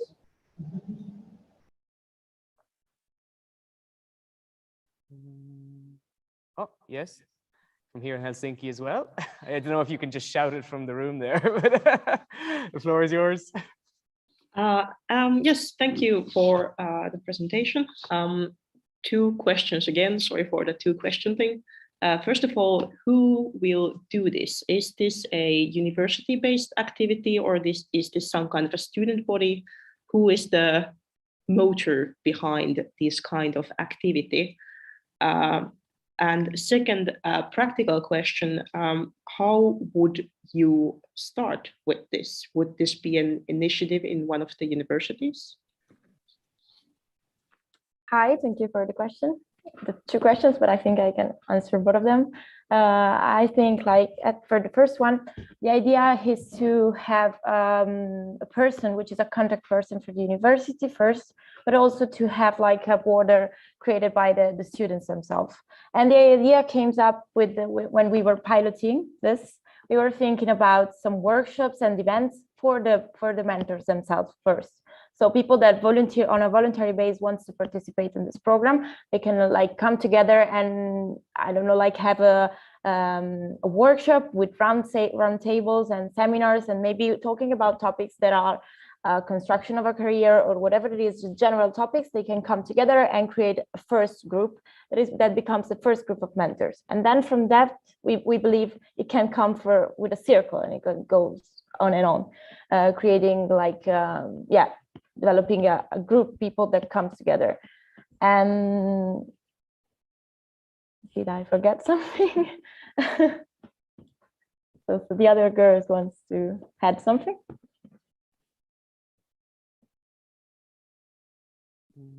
I think you answered my question. Thank you. Okay. That's great.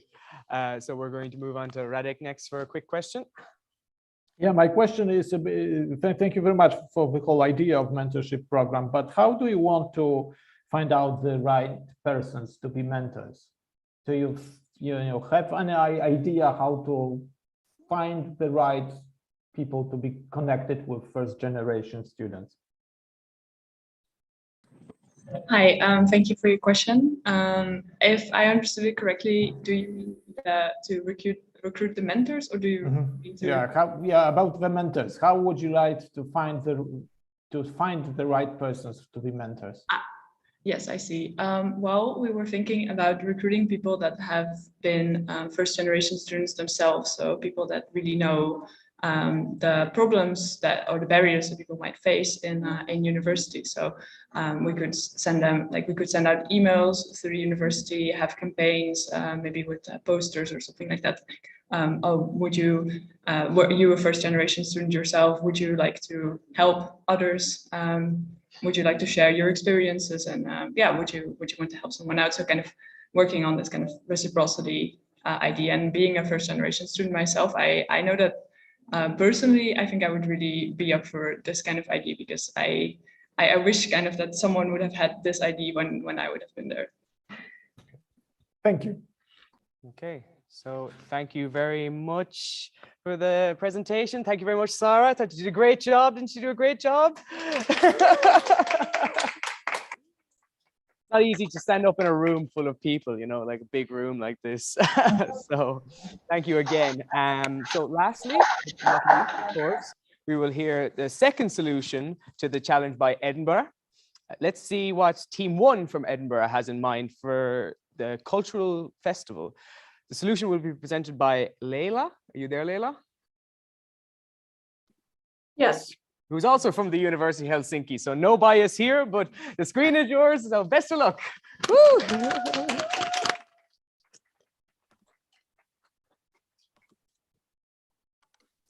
So let me get rid of the controls and the video.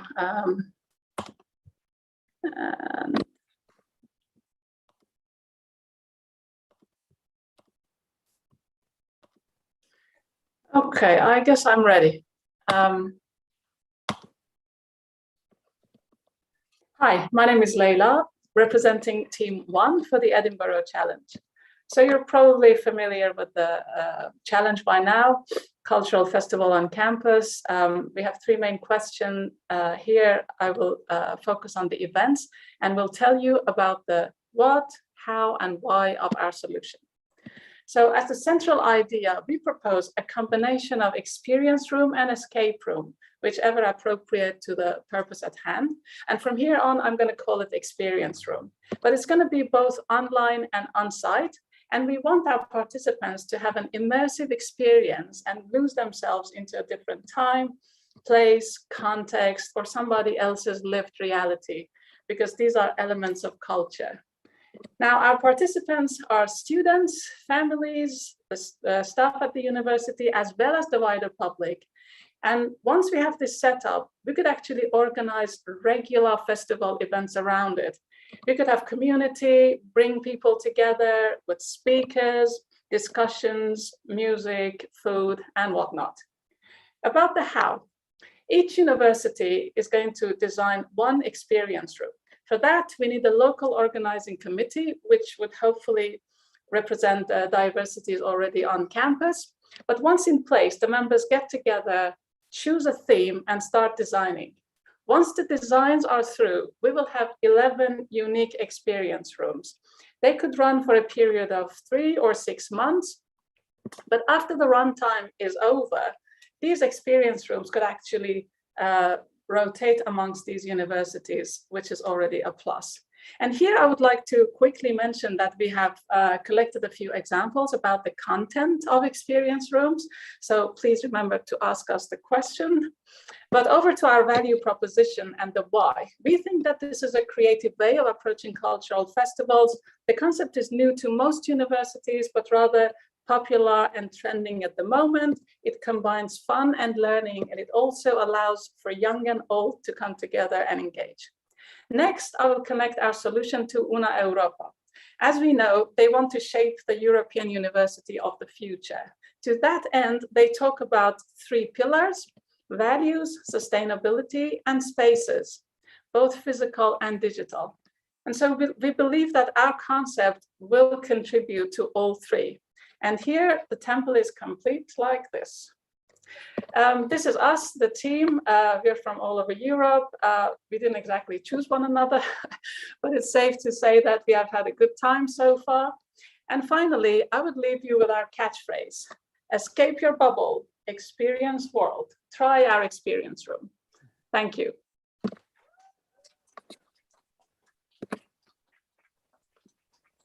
Thank you so much, Leila and Team Edinburgh 1. So we already have one question. Ifioma, you have the floor. 2 questions. First, can you give me examples of the content? And second, do you have an idea of the technical execution? Is this something that anybody can do in any way they choose, or is there a format in that sense? For instance, virtual reality glasses were seen on the presentation. Yes, thank you for the question. We have a lot of supplementary material, but yes. So you have already seen this one. This is just a general idea to say that we could basically utilize the technologies at our disposal to create aha moments of various kinds. Another idea is an immersive experience into art and culture.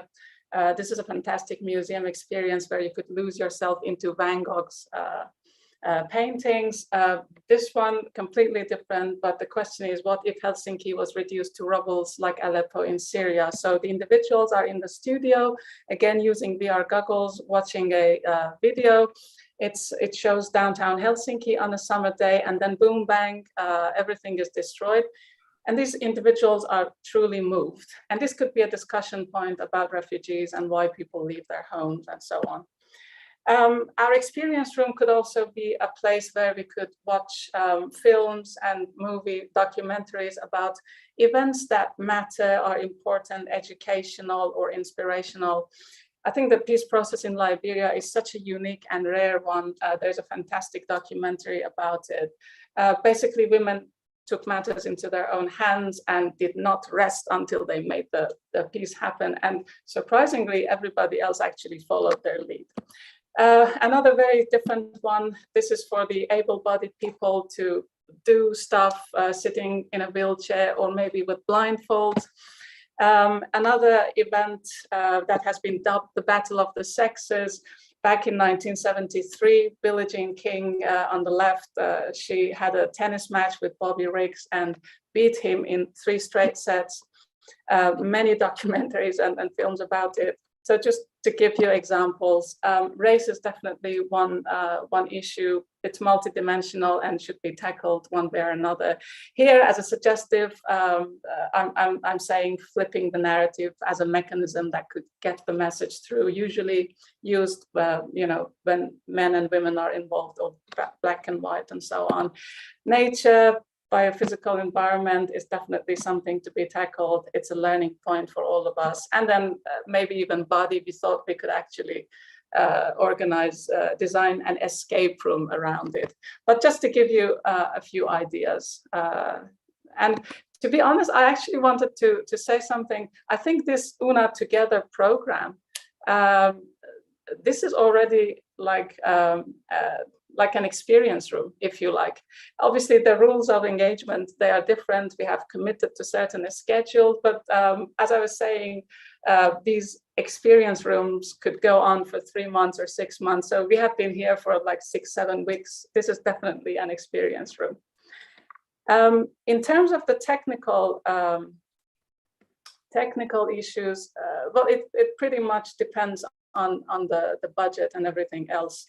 But just to give you an idea, we actually thought about having maybe an UNA Europa festival board, like a local board, who would be then in contact with the local organizing committees. So central board and then local organizing committees. I hope I've answered your question.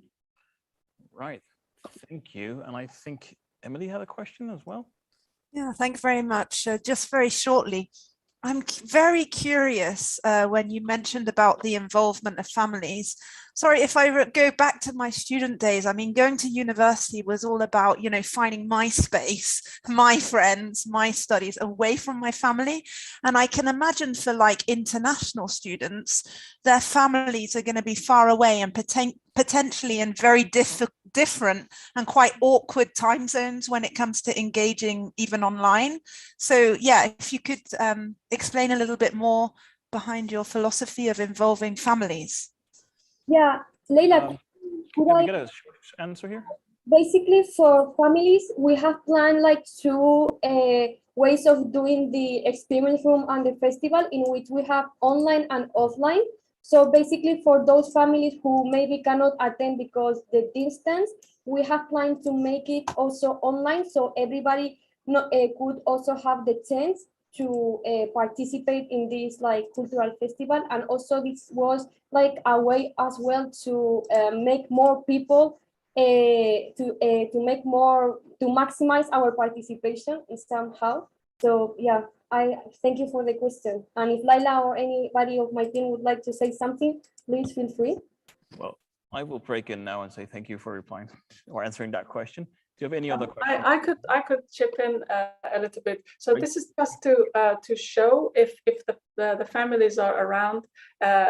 It doesn't really have to be that way. Just to say that if the families are around or if they want to use it online, they are welcome. So nothing really serious. Just to we think of our participants as from the university and outside of the university. So families welcome, others welcome. Yes. The floor was given to Rachel. Yes. Thanks. My question was just, I guess, both related to, you mentioned budget briefly. This all sounds very expensive. So whether you'd given any consideration to that, and also to kind of the physical location of this. If you're saying that this is something that could take 6 months, where in a university do you think you could put something for 6 months? Does anybody want to go? No? Okay, maybe then I will take the question again. Thank you. To be very honest with you, we decided to basically not limit ourselves when thinking about the idea. So just think about the idea, put the idea forward, and then then see to what limits the idea maybe further, and definitely budget and location and the technical issues, they are some of those. But well, first of all, we spoke about applying for funding. So definitely, so a few days ago, Una Europa actually put up a seed funding, and then we are also hearing that as this Una Europa project is coming to an end this December, there is a possibility of like the end of the project funding. So at least we think that we should somehow sit together with those in charge of Una Europa or maybe Edinburgh University and really think about where to apply for money. But at least the vibes we have got from Edinburgh is that like, yeah, let's do it, let's think about it, and so on. Another thing is maybe this, especially the budget thing, could be a problem in the first run, because we were thinking about actually having a revenue from those who come from outside of the universities. We have had a little pilot thing, like creating a video and posting it on social media. We have received at least around 50 very, very good responses, and especially from people from outside of the university who already work at enterprises and companies. So we were thinking about having a revenue when someone comes from outside of the university. So that's one way. Right. Thank you, Leila. And thank you for the whole team as well. Big applause from here. Thank you for the and virtually.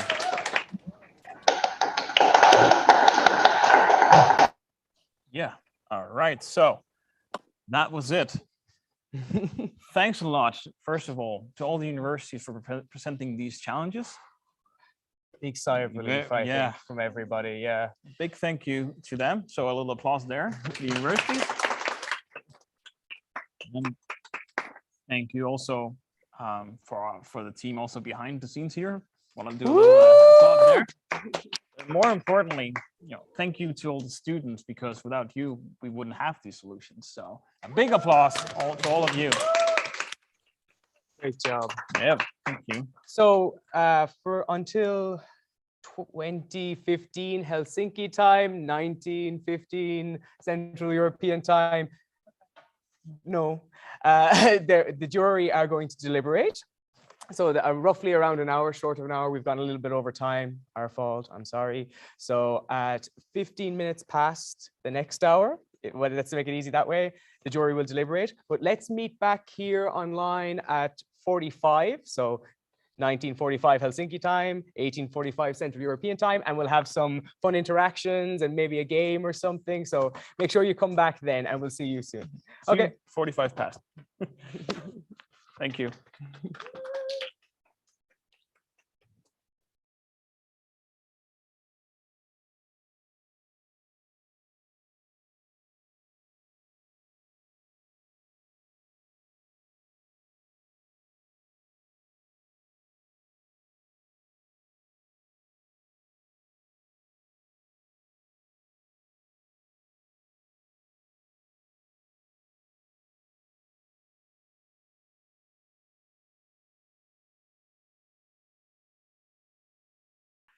Maybe that's the Leuven one. Yeah. So Hello, everyone. If you're there, we're back again just for a while, just to check in with everybody. Yeah, see how you're doing. Can you ask them to make reactions on Zoom? Yeah. Yeah, if you can react on the chat or somehow on screen to let us know if you're there or not. Mm-hmm. Yeah, we Turn your would video be on. delighted to see you. Get a bit of a chat in. Yeah. Hey, Agnes, yo! Hello! Represent. Woohoo! How are you doing, Agnes, if I don't mind putting you on the spot? How do you feel? Great. Great. I'm so glad to hear all those speech and to see how much have been done in those weeks. Our own fault.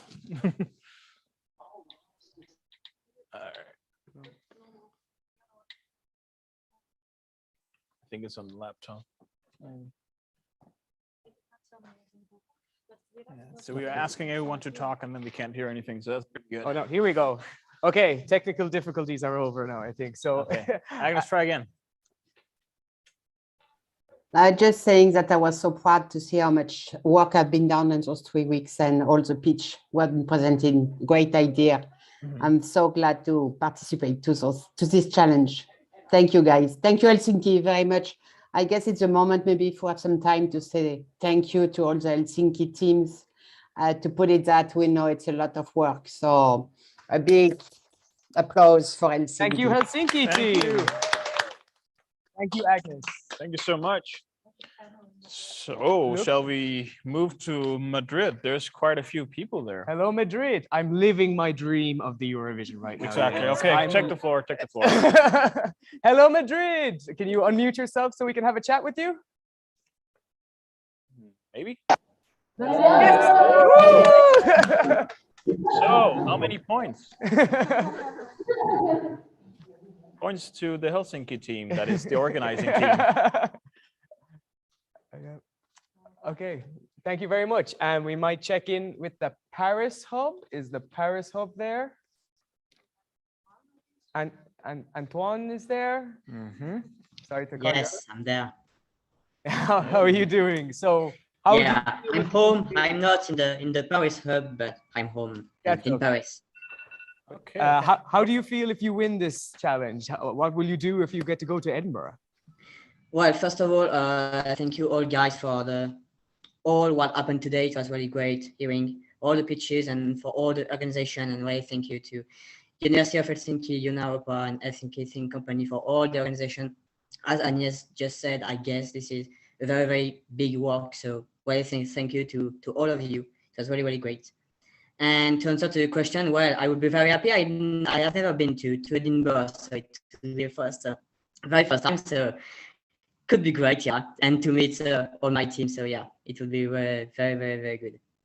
Yeah, that's the unique thing about this. Have you been to Edinburgh? I've never been to Edinburgh, No, actually. me neither. That's the unique thing about this challenge, that all these teams have worked together for the last couple of weeks, but they've never met. So it would be a great opportunity if you win to meet, but then you have friends for years to come if you want to meet. You up should still also. meet. Yeah.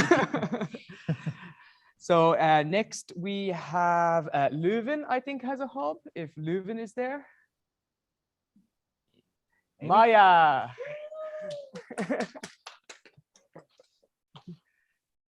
Hello. No pressure now.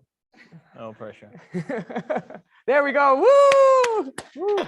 And Maya is a part of the Helsinki challenge. So if you're lucky enough to win, you get to join us here in Helsinki.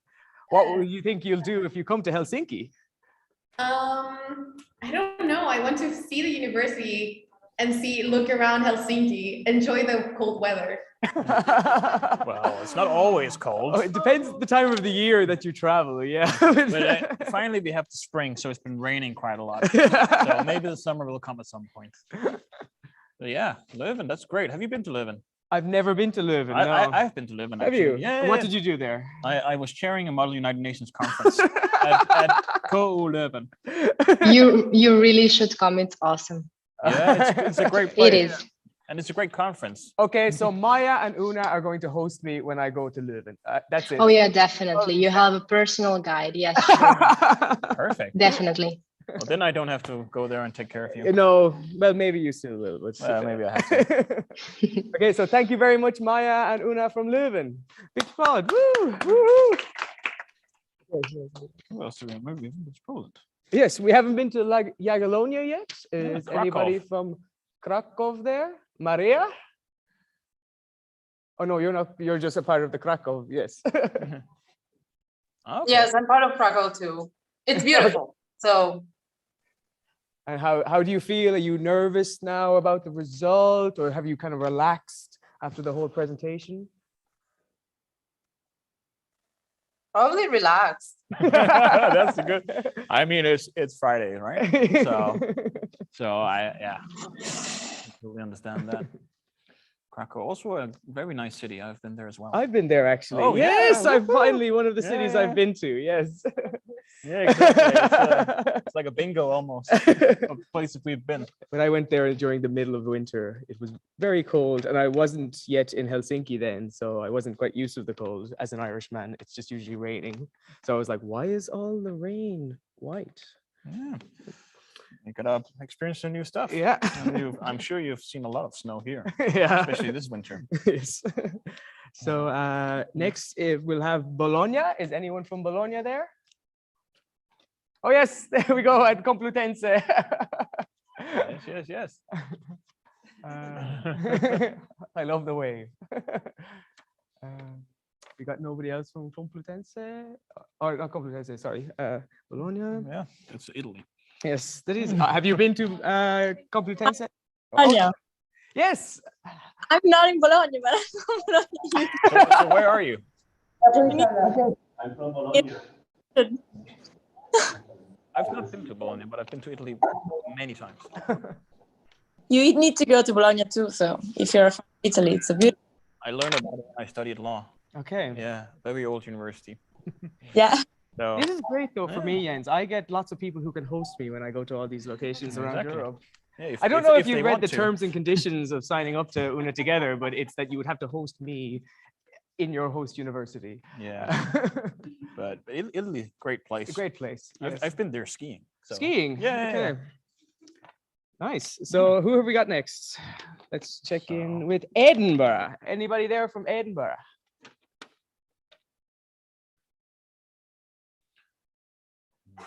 Nope. Nope. Oh. From the city or like the team? Whatever. We just want to chat to you, Ida. You want to talk? You want to talk to Edinburgh? I'm in Edinburgh. Are you the team Edinburgh or are you the? No, I'm actually from Edinburgh University. I actually attend. Oh, okay. Great. And I grew up here, so. Okay. And how are things in Edinburgh at the moment? Kind of cold, a bit gloomy, but which is a bit of a change from yesterday. It was quite nice, but yeah, I mean, it's Scottish weather. If there was one thing that my friend Brian here was going to see in Edinburgh, what would it be? Oh my gosh. Oh, that's hard because there's a lot to see and there's a lot to do. But I guess summer's coming and Edinburgh, it does host the Fringe Festival. I don't know if you guys know. It's like the biggest arts festival. So yeah, would definitely recommend the Fringe and obviously going to like see the Tattoo, which is like a military show that happens at the castle. It's a bit expensive, but it's one of those things that like I feel like it's like a bucket list thing, but you just like it's worth it. It's not like you go every day, you know. To see a military tattoo, Ada? I'm very surprised by that. The problem is actually when you live in a city, you never see the stuff that you're supposed to, and then you'll go somewhere else and see things, and then you're like, oh, well, I've lived here for 10 years and I haven't seen this particular thing. That is true. Yes. So yeah, the military tattoo, the Fringe, probably the castle. Yeah, there's a lot. Well, I'm looking forward to going. Yeah, well, you're hosting me, Ida, so there you go. Yeah. Why not? So have you been to Berlin? I have never been to Berlin. I've actually never even been to Germany. Oh. Imagine that, yes. Yeah. But So- do we have Berlin here? We have got Berlin here. Anybody from Berlin? Yeah. Here we go. Jakob. Nope. I think Jakob joined for 1 minute and then he decided no because he realized he might have to host Oh. me. Oh, he's here. Yes. Are you in Berlin? Yeah, yeah. But not in the university, but I'm at home. Yeah. Yes. My camera was not in, so that's why switch on and off. So how do you think if you win and you get to go to Edinburgh, you will go see the Fringe or the festival or see the military tattoo, or what would you like to see if you get to go to Edinburgh? That's a hard one. I think, like Antoine mentioned earlier, the best thing is to see my group. Yeah, who I work with, and I think that would be nice. But I don't know anything about Edinburgh, so it's a surprise, and yeah. You gotta go there with an open mind. Yeah, exactly. So Jakob, in regards to the Una Together challenge, would you recommend it to people in the future, or how do you feel it went for you and your team? Yeah, in general, I just would recommend it because it's such a nice experience to work with students who have a very different perspective on many things because of the different nationalities and also different fields. Yeah, for me it was a bit I'm in a field that isn't very much representative because I'm from mathematics or IT department. So yeah, I think most of the people here are mostly like from politics or social stuff. So it was quite nice to get so many new experiences and views on different things. Super, that sounds awesome. Great to hear. And Berlin, great city. Can't wait to go in. Thank you very much, Jakob. Thank you very much. Sorry for putting you on the spot there as well. No problem. It's a part of it. But if anybody has any other things they'd like to share about their... Yes, Helsinki. Well, we have Leila there, I think, who's ready to talk. Leila, Helsinki calling Helsinki. How many points? Yes, hi, from Helsinki to Helsinki. So how has the Una Together experience been for you? Yeah, I think I already kind of explained it in terms of our idea. It felt like an experience room. So we were in an experience room. We had the fun, we had the education, we had the skills, the community and everything. It was fantastic. Yes. Great. Yeah. And so you'd recommend it to anybody who would want to do it in the future, obviously. I would, and I would love to go to Edinburgh. Yes. So what would you do? The military tattoo as well, and the castles and everything? Yes, yes. But this Fringe Festival, I think Ada said that it's in the summer only. And I think we get to travel maybe, afterwards. Yeah. Well, you can always go again. Yes. You make lots of friends that can host you there. It'll be all good. Yeah. Yeah. But yeah, that's have we checked in with everyone now? I think that we can check in. Who did we miss? Let us know if we missed you. Or if you'd like to say anything about your Una experience, just put your hand up.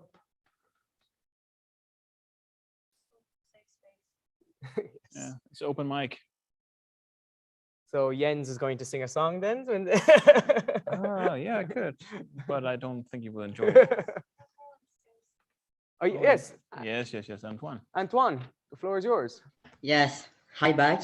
So yeah, about my Una Together experience, so it was really beautiful. I'm starting to be sad actually that it comes to an end, but I guess in life each great thing comes to an end one day. So yeah, it was a very beautiful experience. Really happy to meet people from all around Europe from all these universities. It was really very very beautiful experience to live, even if it was not like we didn't meet in person, but like by computer or behind the screen. But it was really great. Thank you again for the organization. It was just diversity, equity and inclusion, which are very important values, I guess. So well, thank you for all. Thank you very much for your heartfelt comments there. Well, of course, without you, Antoine, and all the other participants, Una Together would never happen either. So thank you very much to everybody.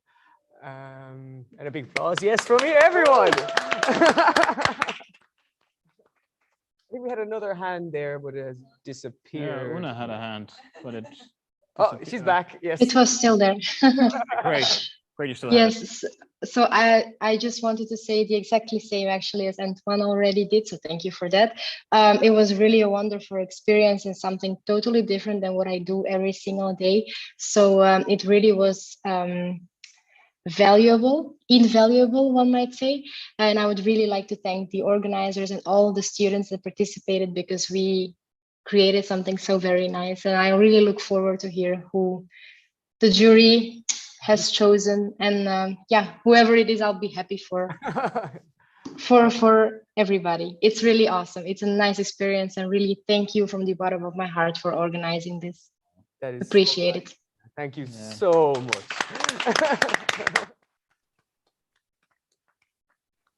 Oh, yeah.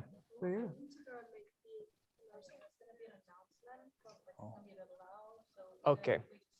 So we have, the building is about to have an announcement in the next 5 minutes. So we might just pause the microphones here and ourselves. This is something that we don't really have any power over. So we might come back in about 8 minutes at 10 past, I think. Is that when the announcement is done?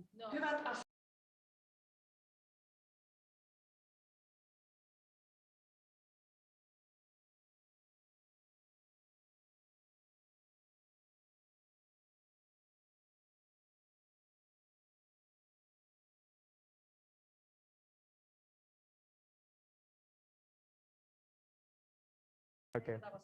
Did you mute us? Okay. Let's get Stine, let's get No, you Stine up to say didn't a few hear it words. in both Finnish, Swedish, and English. So I'd like to invite up one of the organizers of this event, Stine. Would you like to come up and say a few words, please? So you've already heard from Stine, but here's your. Try and see if I can make this work this time. No, I promised the team that if we were not gonna have enough to do, that I would just do a proper cry for 10 minutes, because I'm already feeling very nostalgic about this being over, even though I also been kind of looking forward to having my evenings back. But then yesterday when we were working, or like when you were presenting your solutions and working on them, I was like telling Yanni and Venla as well, we were already getting very sentimental about everything being over, because it's been quite some time that we have spent together, and it's been very nice. It's been quite a challenge, I think, for all of us, but it has definitely been more than worth the time. So it's so nice that you have been here to share it with us. We hope that you have gotten a nice impression and experience of Una Europa. You have got to experience and meet a few of our student board members, also a few of our local task force members here in Helsinki, and I hope maybe in your own universities as well. And of course, this is just one small initiative of everything that Una Europa is. And we really hope that this is just your sort of first step into this community. We really hope to see you in the future as well. So I think from my side, this has been very challenging, but also incredibly rewarding. And I think just seeing all the presentations today, seeing all your solutions has just, like I said again to Venla and Yanni, like I wanted my proud mom moment to just kind of like, yeah, be the proud mom of all of this wonderful ideas, wonderful work that has come out of this. And I think with Venla, we was also discussing just how we're so amazed with this community we have created. I think like Antoine was saying, sure, we have not met in person, but still the Slack has been lively. There was a support group for driver's license, striving people kind of built up. We were sharing photos of our sunsets and our breakfast and our views. And I feel like even though everything was virtually, I still think we were really able to still build a community. And I was so impressed with how you were able to stay engaged even after these 2 years of the pandemic and 2 years of being purely online. We were really struggling with figuring out, will this be worth it for people to spend another 6 weeks on their computers on Zoom? And I think you really proved to us that yes, it was, and that it was worth your time and the experience. So thank you so much. I'm happy we still have time next week. I hope to see you all next Thursday in our final evaluation and reflection session. We will have even some mindfulness with Venla, she promised us, because Venla is the most supportive and just like joyful person you'll ever meet. So she will give us some, I don't know deep joy and acceptance. No, we will organize a great program and look forward to hearing all of your feedback, maybe in a little more formalized way. But yes, now I'm just rambling, so I'll end it here. Yes, and thank you very much. And I can see from the comment from you, Complutense, they say, from all the group, thank you so much for the experience. It's been great. Let's all keep in touch. And I say, here to that. And they also say that you're the best in it. So there you go. You're a great mom to this project. I'm not sure how you feel about this, but Carolina has said you're a great mom to the projects. And Una agrees with that also. And Agnes says thank you very much and smiles always. So that's great to hear as well. I think also it's great to have Stina here, and credits to the team. Yeah. Especially someone like me coming in last minute, taking all the glory almost with you here on the stage. So yeah, again, great work and very inspirational to see everything that you've been doing and presented today. Okay. Yeah. So Stina has just asked me to ask Agnes, there, who has been a mentor. How has it been for you as an experience being a mentor, and just general thoughts about mentorship in the Una Together project? No, thank you. I really here to hear the students really then what I can say. It was great. I really like it, like last year, to have some to coach some students from different university as the first version of the Una 10, who was from student from the same university, because I guess when the students exchange, they change a lot more than what they need to do for the challenge, but also how it is in their university, the different courses they can follow, how is the teacher, what the university is giving, how is the campus. So it go a lot more than the challenge. It's really a good exchange into Una Europa. And as a mentor, it's so great to see them growing, from when you give them the idea, when you start the challenge, and a few weeks after what they produce, and how the community is getting together, and how we all have fun and sometimes difficulty, but it was okay. I just wish we find a time during all the universities, so this is maybe a message for Emily, but she's not here right now, to find a week or to find 2 weeks where all the university don't have test, exam, vacation or something. So the student can really be free. Because right now in Paris is test week, and it's very, very hard for the student from Paris to be doing the challenge and the test, the semestrial test. So I guess it's something the Una Europa need to work on, to have like a calendar for all the university, and at least to have 2 or 3 weeks free for the student to join and have fun during those challenge. Thank you very much for giving me the mic. No problem, Agnes. Especially as the theme is being inclusion, we should always think about inclusion for students who are going through exams. But yes, I hope that definitely the project coordinators will think about that in the future. Yes, but yes, we have 5 more minutes until we hear maybe potentially a result. We have Una having a hand up on one Zoom, but I'm not sure if it's on our Zoom. I don't think. Or maybe it got stuck. Perhaps it, yes, I think it got stuck. Yes, so we have 5 minutes left until the results, or until the jury has finished deliberation. So how has your experience being here as a Una Together host this evening? Again, it's been very exciting. As a board member of the Helsinki Think Company, it was a great opportunity to come and see one of the projects that Helsinki Think Company are helping to organize. And I always think it's great when people from different countries get together and try and find solutions for present challenges that we have. So it's been very inspirational for me to take part here, and I'm very grateful that you wanted to have me as a host. Well, you've been awesome. So, and the whole Helsinki Think Company has been awesome as well. So big hand to all of you.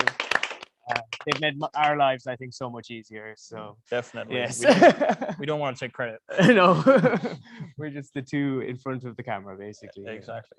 But yeah, Una for me has been like, it's really interesting to see all the presentations today and just see how all the hard work has gone in.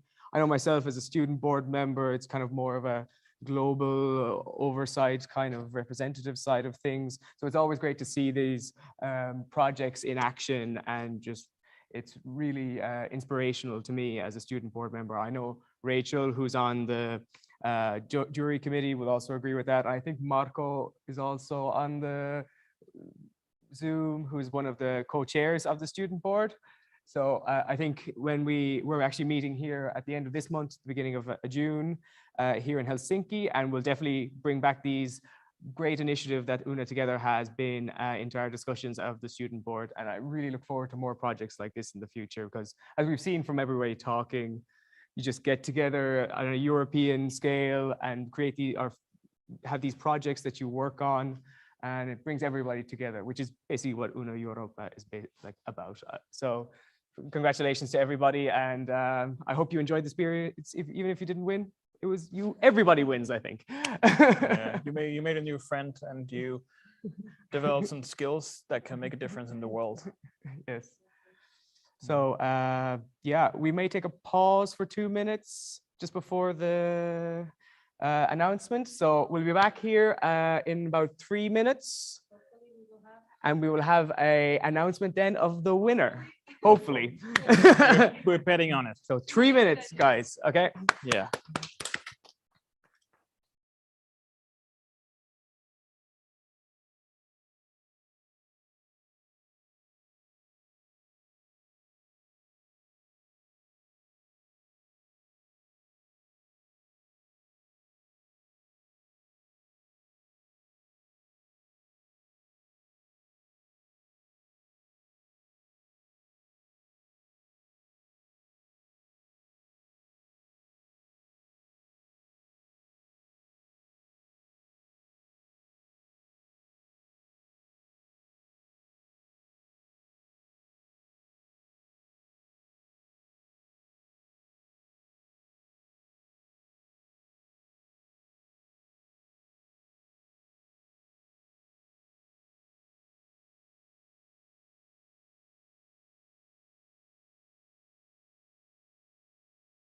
That was like perfect timing. Yeah. But maybe we should have skipped on the 2 minutes. No, wait. Well, 15 past, we do it.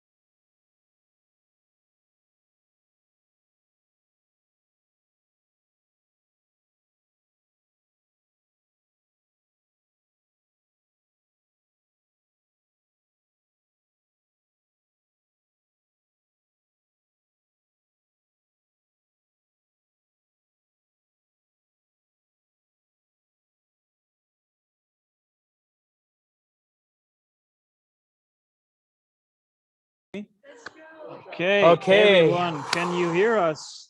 We have a result. And oh my God, I don't know about you, but I'm seriously nervous. yeah, I'm not even involved. Yeah, exactly. This will determine so much for you. For me, yes. So we've heard that the result will be presented by. You can say it. Rachel, one of my fellow student board members. Are you there, Rachel?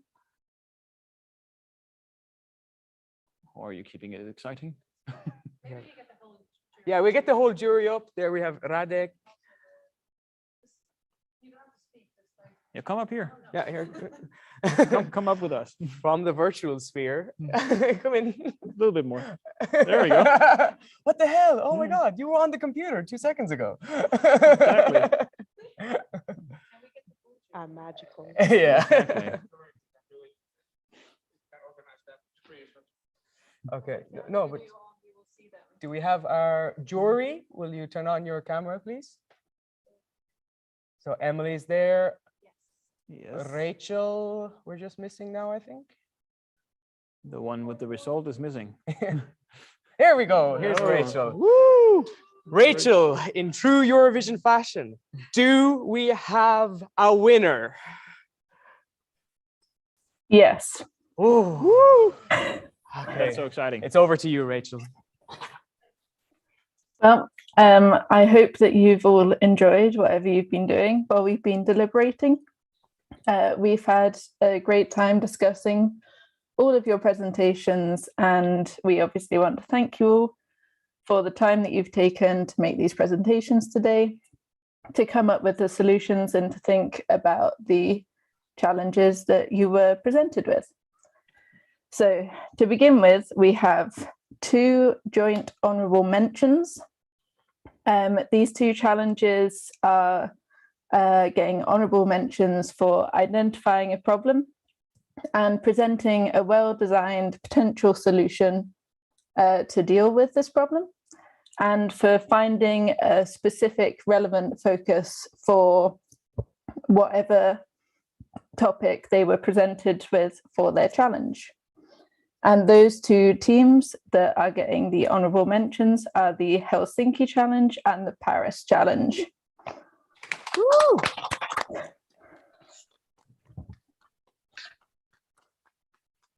And then in second place, so our runner-up, we felt like this team identified a real problem in an often overlooked area, and that their solution was very clear, concrete, and could be very easily implemented.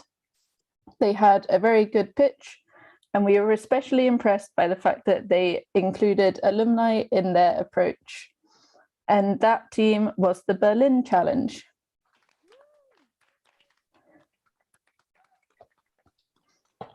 And now the moment that you have all been waiting for, your winner in first place. They had an exceptionally good response that directly related both to their challenge and to the overall idea of Una Together. They had a very good pitch with very good research, and they had clearly prepared their answers to be thorough and precise. They had clearly worked with experts and had conducted surveys to find out more information to really flesh out what their idea was. They had clearly had a team approach, and they also had a clear action plan that could be applied both to their Challenge University and to all of Una Europa. And of course, that challenge team was the Bologna Challenge. Well done! Congratulations, Bologna!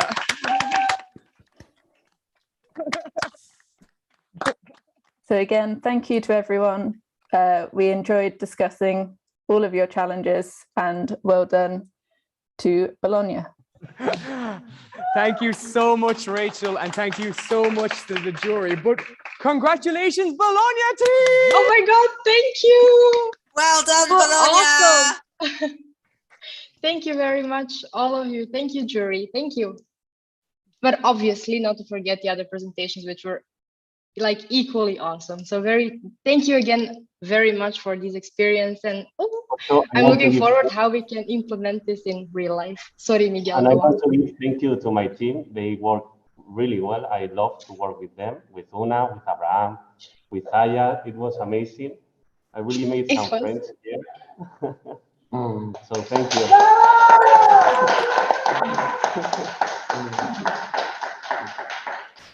Anyone else from the Bologna team that would like to say a few words? Yes, I want to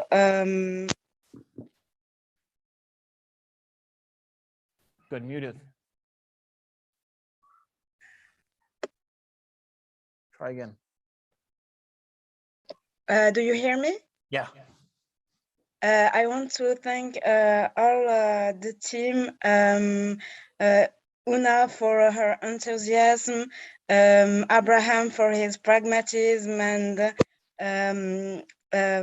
Miguel for his for his disponibility. I also wanted to thank all the team who was there to help us, and thank you, Una Challenge.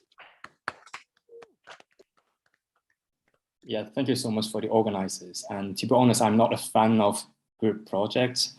And I was telling the team this is the best team I've ever worked with, not only because we are very cooperative, but also we share the same sense of humor. So that helps a lot. And again, thank you so much for the judges for all the presentations today. It's been pretty rewarding. Thank you.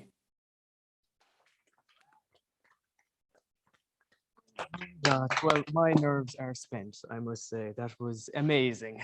But we must finally wrap up and say thank you to everybody, I think. So first of all, I'd like to say thank you to the Helsinki Think Company for organizing all the practicalities and everything in between. So thank you very much. Yeah, you should come up here. Yeah, come up. Everybody here. can come up. Come on. Get in. Yeah, everybody in. Come Everyone on. who wants to, at least. For our thank yous. Come on. In. Come on, everyone who wants to be here. Thank you so much. Oh, you have to move a little bit. Helsinki team, you rock. There we go. Shove in. In. Exactly. You've seen enough of me. So yeah, this is our sellout attendance. That's really nice family. I think so. A big round of applause to them. Gotta work. Yes, Friday evenings are not easily given up. Thank you to everybody here who wasn't a participant and just viewing. So a big round of applause. Thank you to Una Europa in general and all the staff like Stine of Una Europa for all your organizing.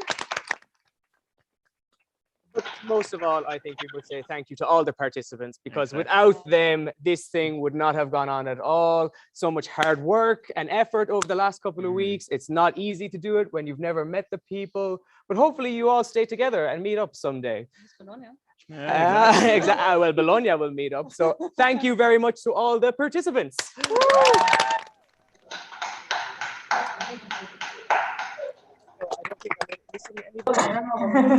I don't think I'm missing anything. So everybody, and I hope you have a fantastic Friday, a weekend, and Com'è andata?